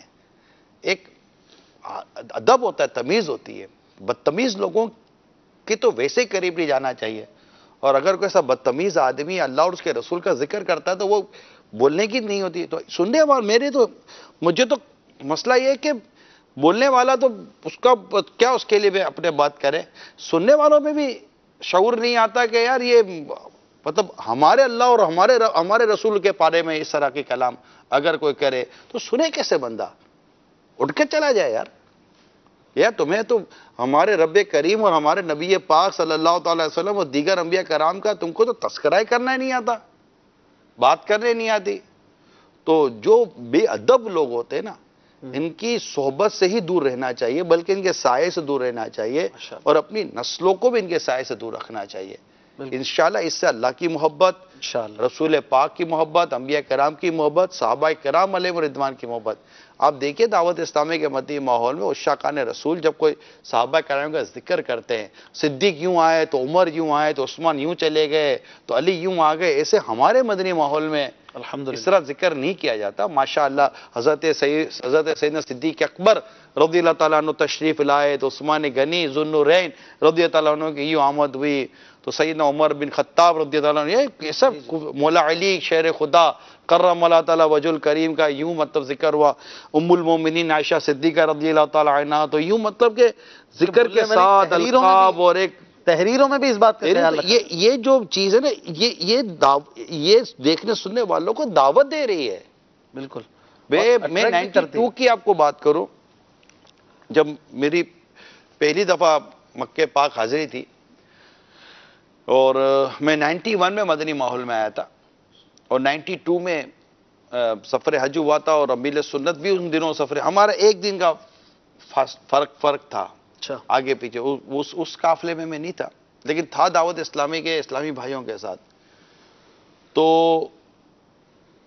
پہلے وہ گھڑی لگی ہوتی تھی باہر، ہم اس کو باب غوث اعظم کہتے تھے، اس گھڑی کے پاس چوک پر امیر سنت تشریف وہاں ہوتے اور لوگ وہاں ملاقات کرتے تھے، باقاعدہ ہجوم ہوتا تھا۔ اچھا، وقت پتہ تھا کہ اس وقت امیر سنت یہاں آئیں گے اور یہاں بیٹھیں گے، اور لوگ ملتے تھے۔ جب میں بھی آمد کا شور سن کر گر آئے بھکاری والا، واہ، میں بھی حاضر ہو گیا وہاں، اس کے اگر میں کوئی وہ بنانے والا، مجھے وہ آدمی کا نقشہ یاد ہے، وجی قسم کا شخص تھا، 6 فٹ سے تو اوپر ہی قد ہوگا اس کا، داڑھی ماشاءاللہ خوبصورت سی، جبہ پہنا ہوا تھا، سر پر امامہ تھا، وجاہت اس کے وجود سے جھلک رہی تھی، وجاہت، اور امیل سنت کو دیکھ کر وہ شخص رو رہا ہے اشفاق بھائی. اچھا ہاں اور اتفاق ہے, میں نہیں جانتا تھا وہ کون ہے, نہ وہ نہیں جانتا تھا میں کون ہوں. سمجھے کہ ایک حکایت نے بننا تھا. میں اس کو دیکھ رہا تھا, وہ رو رہا ہے. اس سے نہ میں جانوں نہ وہ جانے. وہ مجھ سے اردو میں مخاطب ہوا اور کہنے لگا کہ یار تمہیں پتہ ہے یہ کون سا شخصیت ہے, میں اس سے کیسے متاثر ہوں. میں ان سے ملا نہیں ہوں, میں ان کو دیکھ رہا ہوں بس. میں نے ان کی کتاب پڑھی فیضان سنت, جو پہلے جو امیل سنت نے تحریر فرمائی تھی.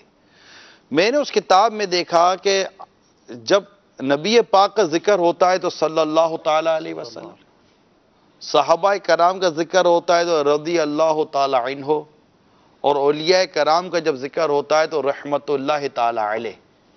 یہ تین چیزوں کا التزام یعنی لازمی طور پر. اچھا اس وقت یہ کمپوزنگ نہیں ہوتی تھی, کتابت ہوتی تھی, اور امیل سنت اپنے ہاتھوں سے بھی یہ ساری چیزیں لکھتے تھے. کتابت تو الگ ہوئی لیکن آپ لکھتے تھے. تو یہ جو التزام ہے, یہ جو انہوں نے جس کو جو رکھا, یہ عام آدمی نہیں کر سکتا. یہ کوئی خاص شخصی ہو, یہ خاص شخص یہ ہے, اور وہ دیکھ کر رو رہا ہے. سبحان اللہ. میں اتنا زیادہ قریب نہیں تھا امیر سنت کے. میں نے کہا 91 میں مدنی ماحول میں, 92 کا میں آپ کو واقعہ چند ماہ کے اندر کا یہ میں واقعہ بیان کر رہا ہوں. صحیح. لیکن اس شخص کے متاثر ہونے کی وجہ کیا تھی؟ ادب. بالکل وہ شخص بھی اچھا تھا کہ اس کو ایک اچھا پسند آیا. واقعی. تو یہ میں اپنے دیکھنے سننے والے ناظرین و حاضرین, میلاد حال میں بھی ماشاءاللہ اسلام بھائی جمع ہیں, با ادب لوگوں کی صحبت اختیار کریں. اور اتنی تمیز کم از کم ہم میں ہونی چاہیے کہ جن کو اتنا پتا ہو کہ جب چائے پیتے ہیں تو آپ کو پتا ہوتا ہے کہ یہ چسکی گرم ہوگی کہ ٹھنڈی ہوگی, یہ چائے ہے کہ شربت ہے, یہ پھیکا ہے کہ میٹھا ہے, اس میں نمک ہے یا نمک کم ہے یا نمک زیادہ ہے. ان تمام تر چیزوں کی تمیز ہے. تو کیا اس بات کی ہمیں تمیز نہیں ہے کہ اللہ اور اس کے رسول کا ذکر کرنے والے, انبیاء کرام کے ذکر کرنے والے کی زبان سے ادب اور محبت اور عشق کا جب تذکرہ ہوگا تو اس کا انداز کیا ہوگا؟ اتنی تمیز ہم میں ہونی چاہیے کم از کم. اور جو ادب کے ساتھ کلام نہیں کرتے ان کو بالکل آپ اپنے اسے نکال دیں. عاشقان رسول کی صحبت میں رہیں.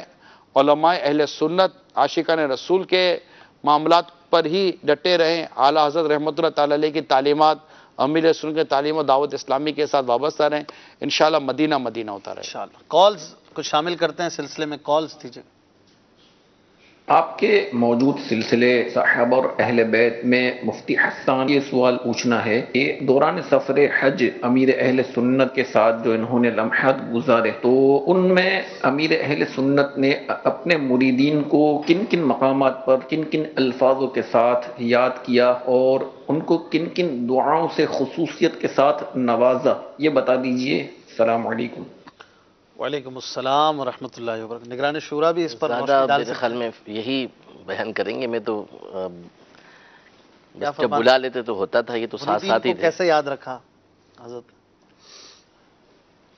خود تذکرہ کیا امیر سنت نے مدنی مذاکرے, کئی ویڈیوز میں بھی ہے کہ بے حساب مغفرت, بے حساب جنت میں داخلہ. میرا خیال ہے یہ اتنی عظیم دعا ہے کہ اللہ میرے مرید, میرے تعلیم سے نسبت رکھنے والے بے حساب جنت میں داخلہ پائیں. آمین. یعنی حضرت عائشہ صدیقہ رضی اللہ تعالی عنہ کی وہ روایت یاد آ رہی ہے کہ سرکار صلی اللہ تعالی علیہ وسلم نے کچھ اس طرح ارشاد فرمایا, عائشہ دعا کرو کہ بے حساب بخشی جاؤ, کہ جس سے مکاشفہ ہوا یعنی پوچھ گچھ ہوئی وہ ہلاک ہو گیا, جس سے مناقشہ ہوا یعنی جس کا حساب لیا گیا, منوقشہ جس کا مناقشہ ہوا, جس کا حساب کتاب لیا گیا وہ ہلاک ہو گیا, جی وہ ہلاک ہو جائے گا. یہ خلاصہ ہے. تو یہ بہت بڑی نعمت ہے کہ کوئی شخص بغیر حساب کتاب کے بخش دیا جائے. یہ بہت بڑی نعمت ہے. اور پھر امیر سنت کی جو اپنے مریدین سے لگاؤ وابستگی ہے, تو چند مرتبہ ایسا ہوا ہے کہ افطار کے وقت فوراً پچھلے چند سالوں میں امیر سنت کے ہونٹوں کے پاس مائک رکھا گیا اور آپ اس وقت جس طرح اپنے مریدین کے لیے دعائیں کرتے رہے. وہ چند ایک گھڑیاں ہوتی ہیں, تو خاص گھڑیاں شفاعت کی بھیک لینا ایک امید ہے. تو اس طرح کی چیزیں ہوتی ہیں. تو مرید تو یقیناً یہ سوال کرتا چلے، اس کی محبت ہے، طریقت ہے کہ میرے پیر صاحب نے میری کتنا یاد رکھا. لیکن میرا سوال یہ کہ مرید تو نے اپنے پیر صاحب کو کتنا یاد رکھا ہے؟ آپ کی روز کی دعا میں آپ کے پیر صاحب کا حصہ ہے. میں عرض کرتا رہتا ہوں، اور ہر مرید کو چاہیے کہ کم از کم دن میں ایک بار تو اپنے پیر صاحب کے لیے دعا ضرور کرے. ماشاء اللہ توفیق دے تو 5 نماز کے بعد پیر صاحب کے لیے دعا کرے. پیر صاحب کو نہ بھولے کہ مجھے تو یہ سجدے کی توفیق بھی پیر صاحب کے صدقے میں نصیب ہوئی ہے. صحیح. تو بے نمازیوں کو نمازی بننا کی توفیق پیر صاحب کے صدقے میں نصیب ہوتے. تو محسن کا احسان ہے اور اس کا شکریہ ادا کرنا ہے. بالکل. تو میں تو ہر دعوت اسلامی والے کو عرض کروں گا، حامل سنت سے محبت کرنے والوں کو بھی عرض کروں گا کہ کم از کم روزانہ اگر 5 نمازوں کے بعد فور ایگزامپل نہ بھی ہو سکے تو کم از کم یہ کہ جہاں اپنے والدین کو اور اپنے پیر صاحب کو اور اپنے اساتذہ کو جو آپ کے علم دین جن سے آپ نے سیکھا ہے، ان کو کبھی بھی روزانہ اپنی دعاؤں سے ان کو نہ ہونے دیں، یعنی کہ روزانہ ان کو دعا میں یاد رکھیں. مدنی انعامات میں بھی اور پیر صاحب دعا کرتے رہے. طلباء کے مدنی انعامات میں بھی ہے. میرا تو حسن ظن ہے کہ شاید روزانہ امیل سنت اپنے مریدین کے ایمان کی حفاظت کی التجا اپنے رب کی بارگاہ میں کرتے ہوں گے. میرا اپنا یہ حسن ظن ہے. سبحان اللہ. جو روایت ہے اس کے بخاری شریف کی روایت جو ہے ابتدا میں، اس میں یہ الفاظ تو نہیں ہیں، ہو سکتا ہے کسی اور مقام پر ہوں کہ اے عائشہ دعا کرو کہ بے حساب بخشے جاؤ. اس میں یوں الفاظ ہیں کہ جس کا حساب لیا گیا من حوسبہ فقد عذبہ، کہ جس کا حساب لیا گیا اسے عذاب دیا جائے گا. تو اس پر حضرت عائشہ رضی اللہ تعالی عنہا نے عرض کی کہ یا رسول اللہ، قرآن پاک میں تو یہ ہے کہ فسوف یحاسب حسابا یسیرا، کہ بہت سے لوگ وہ ہوں گے کہ جن کا حساب جو ہے وہ بالکل آسان حساب ہوگا، اور پھر اس کے بعد اس کے لیے نعمتوں کا تذکرہ ہے. تو حضرت علیہ السلام نے فرمایا کہ یہ تو صرف پیش کرنا ہوگا، کہ اس کے نامہ اعمال اس کو پیش کیا جائے گا، ورنہ جس کا حساب لیا گیا وہ ہلاک ہو گیا. یہ روایت الگ ہے.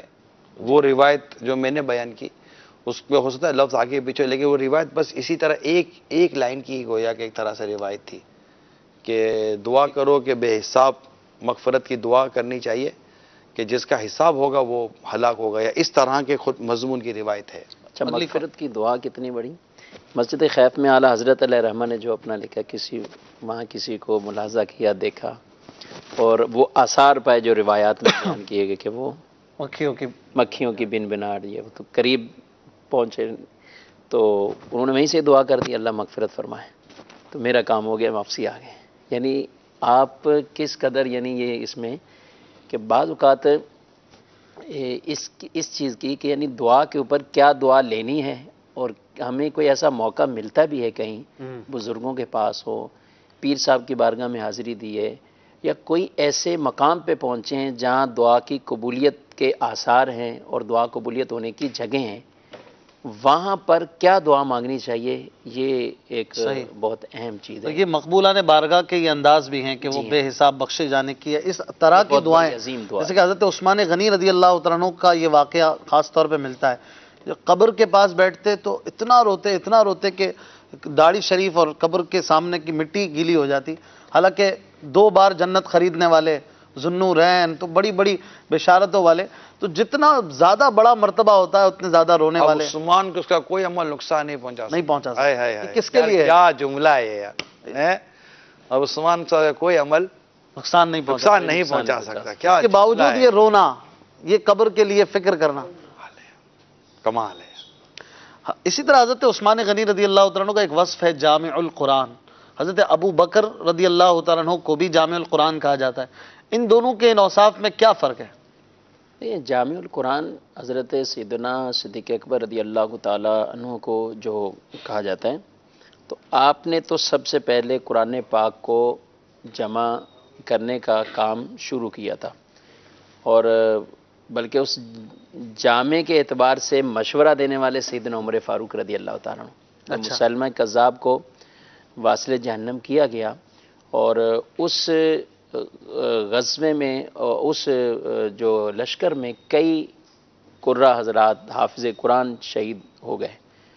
تو اس کا انہوں نے عرض کیا صدیق اکبر رضی اللہ تعالیٰ عنہ کی بارگاہ میں کہ اس طرح اگر سلسلہ رہا تو پھر سینوں میں ہو سکتا ہے قرآن پاک جو ہے وہ اتنا محفوظ نہ رہ سکے. صحیح. تو تو اس کی جمع کرنے کی صورت بنائی کتابت کی صورت میں. تو آپ نے پھر حضرت ابوبکر صدیق رضی اللہ تعالیٰ عنہ نے پہلے تو ان سے منع کیا کہ یہ رسول اللہ صلی اللہ علیہ وسلم نے کام نہیں کیا، لیکن انہوں نے مشورہ دیا کہ یہ خیر ہے. جی تو علماء کہتے ہیں اس سے یہ پتہ چلا کہ اگرچہ وہ کوئی کام رسول اللہ صلی اللہ علیہ وسلم کے زمانے میں نہیں ہوا اور اس کے بعد والوں نے اس کو کیا، کام خیر والا ہے، تو اس کی بھی اصل اس روایت سے ثابت ہوتی ہے. پھر آپ نے حضرت زید کو بلایا اور جمع کیا. اب پہلے سے آپ کے ذہن میں قرآن کی محبت اور قرآن کے لیے یہ کام کرنے کا جذبہ تھا، دور صدیقی سے یہ شروع کر دیا اور پھر اپنے زمانے میں پائے تکمیل تک پہنچایا. ایسا ہوا کنہوں نے؟ حضرت عثمان غنی. حضرت عثمان نہیں، حضرت عمر فاروق رضی اللہ تعالیٰ عنہ، انہوں نے مشورہ دیا تھا کہ قرآن پاک جو مختلف تختیوں پر ہے، کھال پر لکھا ہوا ہے، چھال پر لکھا ہوا ہے، ان کو ایک جگہ سورت وائز جمع کر لیا جائے. لیکن دو جیسے جلد میں قرآن ہے، کتاب ہے، مصحف جسے کہا جائے، ایسے نہیں تھا. ایک کتاب کی صورت کتاب کی صورت میں نہیں تھا. ایک صورت یہ تھی تو ایک صورت یہ تھی. یہ صحابہ کا بہت بڑا عشق قرآن بھی ہے. صحیح. یعنی قرآن نازل ہوتا گیا اور رسول اللہ صلی اللہ علیہ وسلم یہ فرماتے تھے کہ اس آیت کو فلاں آیت کے ساتھ رکھو، اس آیت کو فلاں آیت کے ساتھ رکھو. تو آپ ان کی محبت کا اندازہ لگائیں کہ کس قدر قرآن سے لگاؤ اور محبت کے ایسی تمام چیزوں کو یاد رکھا کہ کون سی آیت کس کے ساتھ ہے. صحیح. اور جب قرآن ایک مصحف میں ایک جگہ جمع نہیں ہے یکجا ہو کر، اس وقت بھی قرآن کے اتنے کثیر حافظ قرآن تھے. یعنی حفظ کرنا آسان کام نہیں تھا. بالکل آسان ابھی کا ہے، ابھی بھی نہیں ہے. لیکن ابھی کتنی سہولیات ہمارے پاس کس انداز سے ہیں. لیکن آپ بتائیں نا کہ 2 آیات مبارکہ ان کے پاس ہیں، 2 ان کے پاس ہیں، ایک صورت ان کے پاس ہے، مختلف الگ الگ ہیں، ان کے پاس جا کے یاد کرنا اس ترتیب کے ساتھ، یہ یاد رکھنا بہت مشکل کام ہے. صحیح. لیکن پھر صحابہ کرام علیہ مردوان کو یہ یاد تھا. اس سے صبح و شام ان کے شغف میں یہ چیز اتنی قرآن پاک کی داخل تھی کہ ان کو یاد. تلاوت قرآن کی کثرت بھی ان لوگوں کی ایسی تھی. تو اب صدیق اکبر رضی اللہ تعالیٰ عنہ کے دور میں تو یہ ہو گیا، لیکن پھر یہ الگ الگ صورتوں میں ہی رہا. جب حضرت عثمان غنی رضی اللہ تعالیٰ عنہ کا دور ہوا تو قرآن پاک اصل جو ہے وہ لہجہ قریش، قرات قریش، اس پر جو جمع کیا جائے، کیونکہ اس وقت قرات کے حوالے سے، اس لغت کے حوالے سے ہر کسی نے اپنی اپنی لغت کے اعتبار سے کچھ اختلاف پیدا ہوا. تو آپ سے مشورہ کیا گیا کہ کیوں نہ ہو اس کو لغت قریش پر، جس پر قرآن ہی نازل ہوا ہے، اس کے اوپر ہی جمع کر کے اور اسی کوئی سلسلہ جو ہے نا یہ چلے آگے، تاکہ اختلاف آگے مزید نہ بڑھے. اسلام جو ہے بہت زیادہ پھیلتا جا رہا تھا اور الگ ملکوں میں پہنچ چکا. پھر وہ صورتیں لیں اور ان صورتوں کو ترتیب توقیفی کے تحت، یعنی جو ترتیب رسول اللہ صلی اللہ علیہ وسلم سے صحابہ نے سیکھی سمجھی، اس ترتیب کے ساتھ صورتوں کو یکجا کیا اور ان کو 2 جلدوں کے اس 2 گتوں میں جو کہا جاتا ہے، یعنی مصحف کے اندر یوں جمع کر دیا. پھر تمام بلاد اسلامیہ ان شہروں کے اندر ان کی کاپیاں کر کے تلاوت کا جذبہ کیسا کہ وقت شہادت بھی قرآن پاک پڑھ رہے تھے، قرآن پاک، اور خون مبارک تھا وہ بھی ٹپکا. شہادت کے وقت تو آپ کے جو کلمات تھے اور جو آپ کو خطبہ تھا نا، اور ان سے آپ نے جو خطبہ دیا تھا کہ یہ مسجد نبوی جس کی جگہ کی وسعت اور توسیع کے لیے میں نے رسول اللہ صلی اللہ علیہ وسلم سے جنت کی بشارت بھی لی ہے، اور آج مجھے تم اس مسجد میں نماز بھی نہیں پڑھنے دے رہے ہو. باغیوں نے اور باغیوں سے کہا، اور بیر روما کے بارے میں کہا میں نے حضور صلی اللہ علیہ وسلم کی بشارت پر یہ میں نے وقف کیا تھا، جس سے آج تم مجھے ایک پانی کا قطرہ نہیں دے رہے. 40 کے عالم میں 40 دن تک آپ کو اس طرح جو ہے وہ محاصرے میں رکھا گیا اور تکلیفیں پہنچائی گئی. اور یہاں تک کہ آپ کو وہ چکے حدیث پاک کہ رسول اللہ صلی اللہ علیہ وسلم نے ان سے فرمایا تھا کہ ایک قمیص اللہ آپ کو پہنائے گا ایسی کہ لوگ اس کو اتارنا چاہیں گے، تم مت اتارنا. تو آپ نے اس سے مراد خلافت کا وہ قمیص لی تھی، اجتہاد فرمایا، یعنی یہ کہ اس سے مراد وہ قمیص ہے. صحیح. تو اس طرح آپ ان کی اس ڈیمانڈ پر دستبردار اس سے نہیں ہوئے. صحیح. یہاں تک کہ آپ نے شہادت کو 18 ذوالحجہ، اور شہادت کو قبول کرنا ہی تھا، کیونکہ ویسے بھی نبی پاک صلی اللہ علیہ وسلم نے تو اپنی زندگی میں انہیں شہید فرمائی دیا تھا. جنگ جبل احد پر جی ہاں، اسے جب زلزلہ آیا تو بتا دیا کہ علیک صدیق و شہیدان، جی ہاں، تجھ پہ اللہ کا نبی ہے، صدیق اور 2 شہید ہیں. 2 شہید ہیں، حالانکہ وہ سب حیات تھے. حضور نے پہلے بتا دیا یہ شہید ہوں گے، اور سیدنا صدیق کے لیے نہیں فرمایا تو وہ شہید نہیں ہوئے تھے. اچھا ایک میں بات آخری صرف عرض کروں گا. نبی پاک صلی اللہ علیہ وسلم کے زمانے میں ہی ایک جنازہ لایا گیا، آپ نے اس کا جنازہ پڑھنے سے انکار کر دیا۔ پوچھا گیا وجہ، تو آپ صلی اللہ علیہ وسلم نے فرمایا یہ عثمان سے بغض رکھتا تھا، اللہ اللہ اللہ، یہ عثمان سے بغض رکھتا یہ شان ہے ان کی، سبحان یہ اللہ، سبحان تو کسی بھی صحابی کے بارے میں اللہ، حضور کے صلی اللہ علیہ وسلم کے سارے صحابہ ہمارے سروں پر ہر صحابی ہے نبی جنتی اور ہے جنتی۔ آپ صلی اللہ علیہ وسلم کی تمام اہل بیت اطہار وہ بھی ہمارے سر پر الحمدللہ۔ تاج ہیں۔ تو اس طرح کا کسی بھی صحابی رضی اللہ تعالیٰ عنہ کے بارے میں معاذ اللہ دل کے اندر کوئی ایسی کیفیات ہو تو یہ اللہ کے حضور توبہ طائب ہو۔ بالکل 18 ذوالحجہ یہ آپ کے عرس کی شہادت کی تاریخ ہے۔ اللہ پاک آپ کے مزار پر کروڑوں رحمت نازل فرمائے۔ جنت البقیع میں حضرت عثمان غنی رضی اللہ تعالیٰ عنہ کا مزار شریف ہے، اور کل انشاءاللہ عز و جل حضرت مولا کائنات مولا مشکل کشا شیر خدا کرم اللہ وجہہ الکریم کی مبارک سیرت پاک پر انشاءاللہ سلسلہ کریں گے۔ اہل بیت کی شان میں آصف بھائی چند اشعار کربلا والوں کی یاد میں، کچھ اشعار اگر آپ اختتام پہ سنا دیں، 2-3 شعر، پھر اجازت لیتے ہیں اپنے ناظرین سے۔ صلو علی الحبیب صلی اللہ تعالی علیہ محمد صلی اللہ علیہ وسلم۔ میرے حسین پر سلام،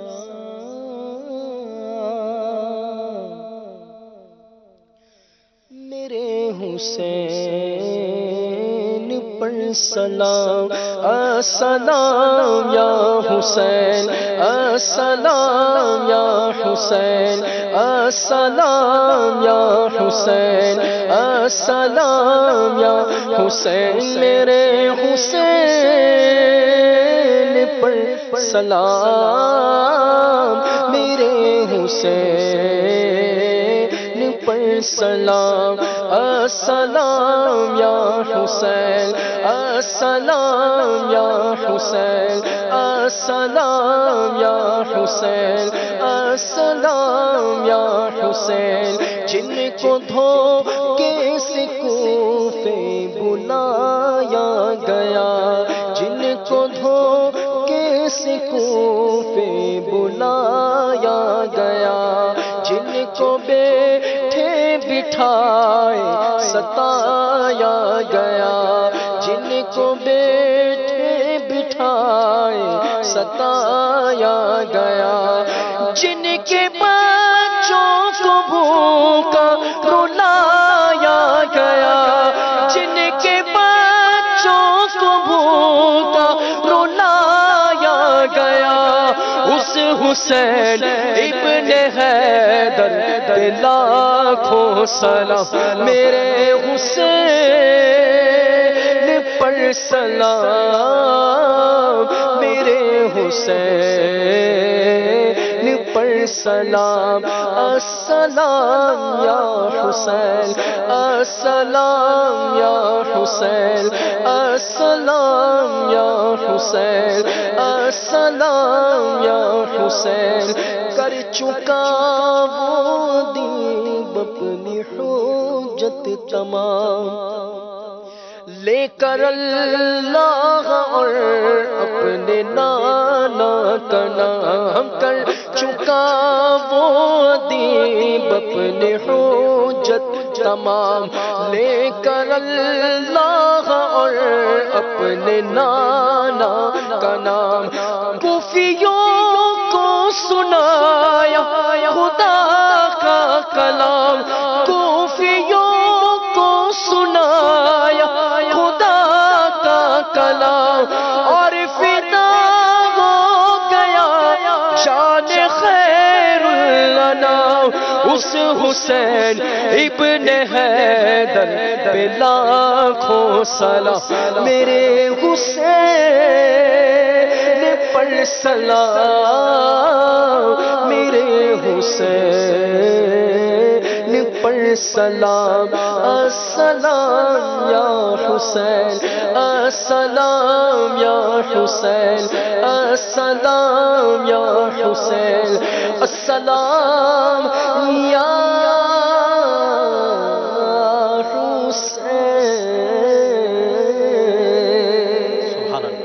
انشاءاللہ کل آپ سے پھر ملاقات ہوگی، اپنا بہت خیال رکھیے گا۔ صلو علی الحبیب صلی اللہ تعالی علی محمد صلی اللہ علیہ وسلم۔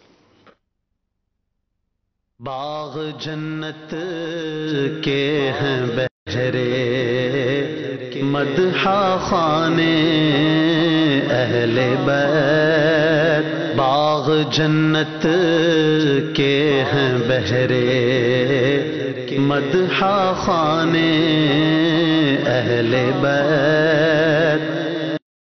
عائشہ دعوت اسلامی کی مدنی خبریں دیکھیے، مگر ٹھہریے، پہلے اچھی اچھی نیتیں فرما لیجئے تاکہ ثواب بھی ملے۔ صلو علی الحبیب صلی اللہ تعالی علی محمد۔ فرمان مصطفیٰ صلی اللہ تعالی علیہ وآلہ وسلم، نیت المؤمنی خیر من عملی، مومن کی نیت اس کے عمل سے بہتر ہے اللہ عز و جل کی رضا پانے